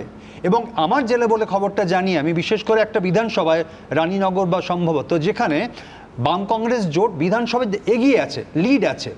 তাহলে ষড়যন্ত্রের কথা যদি বলতে হয়, তাহলে কি এই ভাবনা মাথার মধ্যে আসবে না? একটা শেষ কথা বলবো এখানে, যে কোনো রাজ্যের মাননীয় মুখ্যমন্ত্রী বা দেশের প্রধানমন্ত্রীর কাছে আমরা খুব রেসপন্সিবল স্টেটমেন্ট আশা করি। কিন্তু বারবার দেখেছি আমরা, যখন আরজি করে হামলা হলো, মাননীয় মুখ্যমন্ত্রী বামেদের উপর দায় চাপালেন, পুলিশ অ্যারেস্ট করলো, দেখা গেল সেখানে তৃণমূলের এর সংখ্যাধিক্য বেশি। এক্ষেত্রে এই যে বারবার বলছেন বাংলাদেশ থেকে এসছে, অ্যারেস্ট করছে তারা স্থানীয় লোকাল, এর উত্তরটা সরকার তো কখনো দেন না। মানে মাননীয় মুখ্যমন্ত্রী যা বললেন বা বাদশাদা যা বললেন, যাই বললেন, প্রত্যেকটার ক্ষেত্রে কিন্তু রাজনৈতিক উদ্দেশ্য কথাটা বারবার করে আসছে। এবং নজরুল্লাহ যেটা বললেন যে মঞ্চ থেকে একজন যখন বলছেন, আমি বলছি যে সুমনদা বিভিন্ন পোর্টাল বলুন, বিভিন্ন ছবি বলুন, ইভেন আমি বলছি এবিপি আনন্দ, তারাও কিন্তু এই ছবিগুলো দেখিয়েছে যে ওই এলাকায় সম্প্রীতির ছবিটাও একই সঙ্গে এবং মুসলিমরা কিভাবে ওখানকার হিন্দুদের রক্ষা করছে এবং বিভিন্ন ক্যাম্প তারা আগলে রাখছে। হিন্দু মুসলমানের কথা বলছে না, যে এই ছবিটাই আমার এই মুহূর্তে খুব সহজভাবে যেটা বলছে যে শাসক দলের মানে ষড়যন্ত্র বিরোধীদের না শাসক দলের। আমি বলছি রাজনৈতিক ফায়দার কথা কিন্তু উনি বলছেন, রাজনৈতিক ফায়দার কথা উনি দাবি রাখছে এখানে তদন্তের আওতায়, যেটা রাজ্য সরকার যেটা চাইছে তদন্তের দাবি করছেন। সুজার মোড় ব্লক করা হয়েছে 2টোর থেকে 6:30, ভেতরের থেকে কন্টিনিউয়াস পুলিশকে ফোন করা হয়েছে, 4.5 ঘন্টা পরে পুলিশ পৌঁছেছে। সুজার মোড়ে পৌঁছে পুলিশ অবরুদ্ধকারীদের সঙ্গে ডান্ডিয়া খেলেছে। যে মাঠটা ভাঙড়ে গিয়ে জায়গা খালি করে ভেতরে ঢুকে গেছিল, সেই কাজটা পুলিশ করেনি। 4.5 ঘন্টা সময় দেওয়া হয়েছে অবাধে লুট করার জন্য। 2 নম্বর কথা, দাঙ্গা শব্দটাতে আমার আপত্তি আছে, কারণ দাঙ্গা সেটাই তখনই বলা হয় যখন দুতরফের হয়। It was a one sided Hindu massacre. তৃতীয় কথা, Murshidabad is a classic example. এটার জুডিশিয়ারি প্রোব, জুডিশিয়ারি এনকোয়ারি হওয়া উচিত। কেন হওয়া উচিত? কারণ মুর্শিদাবাদ খুলনার সঙ্গে এক্সচেঞ্জে ভারতবর্ষে পায় 55% মুসলিম মেজরিটি, 45% হিন্দু মুর্শিদাবাদ। ঠিক উল্টোটা খুলনাতে 55% হিন্দু, 45% মুসলিম। আজকে দাঁড়িয়ে 77 বছরে দাঁড়িয়ে ভারতবর্ষের কোন জেলায় 55% মুসলিম পপুলেশন 70% ক্রস করে গেছে? এটা জুডিশিয়ারির কাছে যাব, সেটা হচ্ছে ইললিগাল ইনফিলট্রেশন। খুব পরিষ্কার, সেটা হচ্ছে বিএসএফ নিয়ে রাজ্যের মুখ্যমন্ত্রী যতই অভিযোগ তুলুন এবং সরাসরি 5-6 হাজার টাকা দিয়ে বাচ্চাদের ঢিল ছোলানোর অভিযোগ থেকে গুলি চালানোর অভিযোগ করুন, আজকে সেই বিএসএফ সহ কেন্দ্রীয় বাহিনীর ওপরই কলকাতা হাইকোর্ট ভরসা রাখলেন এই রকম একটা অশান্ত পরিস্থিতি। দেখুন সম্বন্ধে আমি যেই মুহূর্তে শুনেছিলাম যে 6-7 বছরের বাচ্চাদেরকে পাথর দিয়ে দিচ্ছে বিএসএফ ছুঁড়ে মারার জন্য, আমি দুটো দিক থেকে আমি জিনিসটা ভাবলাম যে তাহলে পশ্চিমবাংলায় আমরা যেটা বারবার বলি যে ঠিক মতন স্কুল ছুট হচ্ছে, মানে আমাদের শিক্ষা ব্যবস্থাটা এতটাই খারাপ যে বাধ্য হয়ে নানা রকম কাজ করছে এরা, এবং একই সাথে কর্মসংস্থান নেই। বাড়িগুলো এত দরিদ্র যে কিছু টাকার বিনিময়ে, মমতা বন্দ্যোপাধ্যায়ের কথাকে ধার করে বলছি, কিছু টাকার বিনিময়ে বিএসএফ ওদেরকে দিয়ে ঢিল মারাচ্ছে। তার মানে আপনি বুঝে দেখুন আমাদের আর্থসামাজিক অবস্থাটা কোন জায়গায় আছে, যে এই বাচ্চা শিশুদেরকে ব্যবহার করতে পারছে বিএসএফ, কারণ এরা স্কুলে নেই, এদের চাকরি বাকরি নেই, আর্থিক দুরবস্থাটা, এবং একই সাথে শিশুদের দিয়ে অপব্যবহার করবে বিএসএফ। আর আমার শিশু সুরক্ষা কমিশন কলকাতায় শীততাপ নিয়ন্ত্রিত ঘরে থাকবে, এটা আমি মেনে নিতে পারছি না। কারণ শিশুদের বিরুদ্ধে অভিযোগ মুখ্যমন্ত্রী করেছেন, তারপরে আপনারা চুপ করে বলছেন। মুখ্যমন্ত্রী আজকে বলেছেন যে ওরাও যেতে চেয়েছিল, আমি বলেছি এখন নয়। না, কিন্তু প্রশ্নটা না, দেখুন সুমন, আমি বলছি বিরোধী নেত্রী থাকাকালীন মমতা বন্দ্যোপাধ্যায়কে আমরা চর্চা করেছি প্রতিটি ইস্যুতে। উনি প্রতিনিয়ত বলতেন যে কনফিডেন্স বিল্ডিং এ যাচ্ছি, ওদের সাথে ওদের সমস্যার নিয়ে ভাবি, সেই কারণে যাচ্ছি। আজকে আপনি যখন শাসক দলে শাসক প্রধানা, আপনার মুখ্যমন্ত্রী হিসেবে তো ওই যারা আজকে মালদাতে বাধ্য হয়েছে চলে যেতে, বাড়ি ঘর সব শিবিরে আশ্রয় নিয়েছে, আপনি তাদের কাছে যাননি কেন মুখ্যমন্ত্রী হিসেবে? কেন ব্যবহার করেননি একটা চিফ মিনিস্টার এখনো অব্দি? যারা বাড়ি ছাড়া হয়েছে উনি তাদের মুখ্যমন্ত্রী নন? আইন স্টেট ল এন্ড অর্ডার কার সাবজেক্ট? এটি অন্য কোনো একই সঙ্গে যারা চলে গিয়েছেন তাদের একটা অংশ ফিরতেও শুরু করেছেন। আমি বলছি যে সম্প্রতি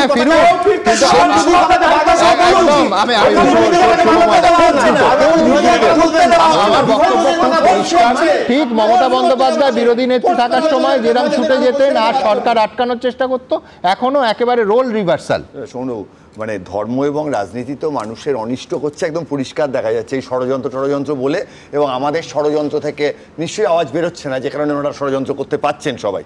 মূল কথা হচ্ছে জোরদারি সমাজ ব্যবস্থা, দেশভাগ, মুসলিম লীগের রাজনীতি, হিন্দু মুসলমান রাজনীতি। আখতারুজ্জামান ইলিয়াস যখন লিখছেন বাংলাদেশে তাকে লিখতে দেওয়া হচ্ছে না, আটকানো হচ্ছে, পরে আনন্দ পুরস্কার পান। একইভাবে যখন বাংলাদেশ হয়েছে আমরা কিন্তু বলেছিলাম যে এই বাংলাদেশের ঘটনা যেভাবে মৌলবাদী শক্তি এগিয়ে আসছে, আজকে মুর্শিদাবাদ কিন্তু সেই একই জিনিস আমাদের চোখের সামনে দেখাচ্ছে। এখানে কিন্তু দেশকে খুব শক্ত হতে হবে। হ্যাঁ, এখানেই হচ্ছে পুলিশ প্রশাসন সরকারের ভূমিকা। আমি বলছি আমাদের দেশের নাগরিকরা, আমার এই রাজ্যের বাসিন্দারা, আমার সহ নাগরিকরা এক কাপড়ে প্রাণ ভয়ে নিজের বাড়ি ছেড়ে, নিজের জেলা ছেড়ে অন্য জেলায়, অথবা এমনকি আমরা দেখেছি ঝাড়খণ্ডে কয়েকটা পরিবার পালিয়ে গেছেন। এইটা হবে আর প্রশাসন চুপ করে দেখবে? এ প্রশ্ন আমাদের রইল। কিন্তু এইখান থেকে রাজনীতির এত হাওয়া গরম, এত গরম আলোচনা, ঠিক আজকে সন্ধেবেলা যেটা হঠাৎ এক পশলা বৃষ্টি ভেজা বাতাস চলে এলো, কয়েক পশলা বৃষ্টি হলো, পরিবেশটা একটু ঠান্ডা হলো, এই পরের প্রতিবেদনটা একটু অন্যরকম। যিনি মোটামুটি সবসময় গরম গরম ভাষণের জন্য বিখ্যাত, রাজ্য রাজনীতিতে তার প্রথম দিনের প্রবেশ থেকে আজ অবধি সবসময় শিরোনামে থেকেছেন যে মানুষটা, তার নাম দিলীপ ঘোষ। সেই দিলীপ ঘোষ হঠাৎ একদিন যদি শোনা যায় যে তিনি বিয়ের পিঁড়িতে বসতে চলেছেন, চমক লাগে। প্রথমেই সন্দেহ হয় ঠিক খবর তো, কিন্তু খবর একেবারে সঠিক। দক্ষিণ কলকাতার বিজেপির মহিলা মোর্চার নেত্রী রিঙ্কু মজুমদার তার সঙ্গে বিবাহ বন্ধনে আবদ্ধ হতে চলেছেন দিলীপ ঘোষ। আমি বলছি এমনি ভোটের সময় নতুন রাজনীতির ইনিংস নিয়ে অনেক কথা হয়। দিলীপদার জীবনের এই নতুন ইনিংসের জন্য আমি একমত যে আমার সব অতিথিও আমার সঙ্গে একমত হবেন। সবাই শুভেচ্ছা জানাচ্ছি। আগামীকালই সেই দিন, সুতরাং দিলীপ ঘোষের জন্য অনেক অনেক শুভেচ্ছা রইল। দেখুন, বৃহস্পতিবার বিকেলে কলকাতায় যখন আকাশ কালো করে ঝড় উঠেছে, তখন বঙ্গ রাজনীতিতে ঝড় তুলল একটা বিয়ের খবর। যে সে বিয়ে নয়, পাত্রকে দিলীপ ঘোষ। হ্যাঁ, ঠিকই শুনেছেন, এ রাজ্যের সফলতম বিজেপির সভাপতির জীবনে বাজতে চলেছে বিয়ের সানাই। সংঘ থেকে এবার সংসারে 63তে নতুন ইনিংস শুরু করছেন দিলীপ ঘোষ। পাত্রী 47 বছর বয়সী রিঙ্কু মজুমদার, দক্ষিণ কলকাতার বিজেপির মহিলা মোর্চার নেত্রী। সম্ভবত শুক্রবারই নিউ টাউনে দিলীপ ঘোষের বাড়িতে 4 হাত 1 হতে চলেছে। দিলীপ ঘোষের মর্নিং ওয়াকের ছবি রাজ্যবাসীর কাছে নতুন নয়। প্রতিদিন মর্নিং ওয়াকের পর গরমাগরম আক্রমণ শানান তিনি। ঘনিষ্ঠ মহল সূত্রে খবর, সেই মর্নিং ওয়াকেই নাকি 2021 সালে রিঙ্কুর সঙ্গে আলাপ দিলীপ ঘোষের। এবার একেবারে সোজা দিলীপ ঘোষের জীবনে এন্ট্রি। যদিও রিঙ্কুর রাজনীতিতে এন্ট্রি তার বহু বছর আগে থেকেই, 2013 সালে। যদি কেউ বিয়ে করে সেটা আনন্দের খবর হবে, এর মধ্যে রাজনীতি কোথায়? অন্য ইস্যুতে যতই বিরোধিতা থাক, বিয়ে নিয়ে দিলীপ ঘোষকে শুভেচ্ছা জানাতে তৃণমূল নেতাদের ঢল নেমেছে। কুণাল ঘোষ এক্স হ্যান্ডেলে লিখেছেন, দিলীপ ঘোষকে ব্যক্তিগত শুভেচ্ছা, এর মধ্যে রাজনীতি খুঁজবেন না। দেবাংশু ভট্টাচার্য আবার লিখেছেন, অনেক অভিনন্দন দিলীপদা, মন থেকে খুশি হয়েছি, খুব ভালো হোক। নতুন বৌদি আপনার হাত থেকে তরোয়াল কেড়ে নিয়ে গোলাপ তুলে দিক, ভালো থাকুন দুজনে। Again congratulations. ঘোষ বাড়ির এই বিয়েতে দিলীপের পরিবারের সদস্যরা কি থাকবেন? মা অনেক আগেবার বলেছিল দিলীপের বিয়ে দেবো। যদি আজকে যেতে বলে যে কালকে চলে আপনারা যাবেন, আগে বলুক তো কি হচ্ছে না হচ্ছে তো জানা নেই। বিয়ে নিয়ে দিলীপ ঘোষ মুখ না খুললেও শুক্রবারই যে বিয়ে তা স্বীকার করে নিয়েছেন রিঙ্কু মজুমদার। শোনা যাচ্ছে মূলত মায়ের ইচ্ছা এবং জোরাজুরিতেই বিয়েতে রাজি হন দিলীপ ঘোষ। লোকসভা নির্বাচনে ছেলের হারের পর কাজের চাপ কমে যাওয়ায় আর তাকে একা থাকতে দিতে রাজি ছিলেন না বৃদ্ধা মা পুষ্পলতা ঘোষ। রিঙ্কুকেও পুত্রবধূ হিসেবে মনে ধরে যায় তার, আর শেষ অবধি মায়ের কথাতেই বিয়েতে রাজি হয়ে যান তার স্নেহের মেজ ছেলে নাড়ু। আর এবার বঙ্গ বিজেপির সবচেয়ে সফল সভাপতির 4 হাত 1 হওয়ার অপেক্ষা। অমিতাভ রথ, আশাবুল হোসেন, উজ্জ্বল মুখোপাধ্যায়, এবিপি আনন্দ। প্রাথমিকে নিয়োগ দুর্নীতিতে সিবিআইয়ের মামলায় ফের পার্থ চট্টোপাধ্যায় জামিনের আর্জি খারিজ। ব্যাংশাল আদালতের বিচারক আজ একেবারে স্পষ্ট বলেন যে প্রাক্তন শিক্ষামন্ত্রীর বিরুদ্ধে ভুরি ভুরি তথ্য প্রমাণ রয়েছে। এই দুর্নীতির মাথাদের জন্যই আজ হাজার হাজার যোগ্য শিক্ষক, শিক্ষিকা, অশিক্ষক কর্মীর ভবিষ্যৎ প্রশ্নচিহ্নের মুখে। সত্যজিৎ রায়ের নায়ক ছবির সেই স্বপ্ন দৃশ্যের মতো চাকরি বিক্রির টাকা স্তূপে যেন শেষ পর্যন্ত দুর্নীতিগ্রস্তদের চাপাই পড়তে হয়। এদের যেন বলতে হয়, আর কেস দেবেন না প্লিজ, কেস দেবেন না প্লিজ।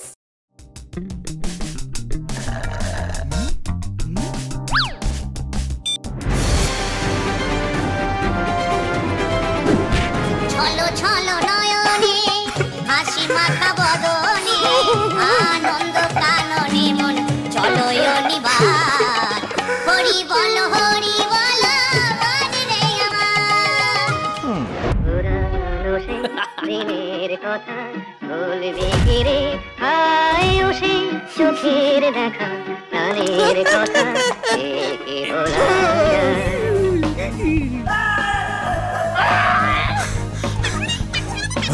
তোমরা কোনো চিন্তা করো না, চাকরি হারাদের পাশে আছি। আপনারা দেখুন চোরের মায়ের লম্বা গলা।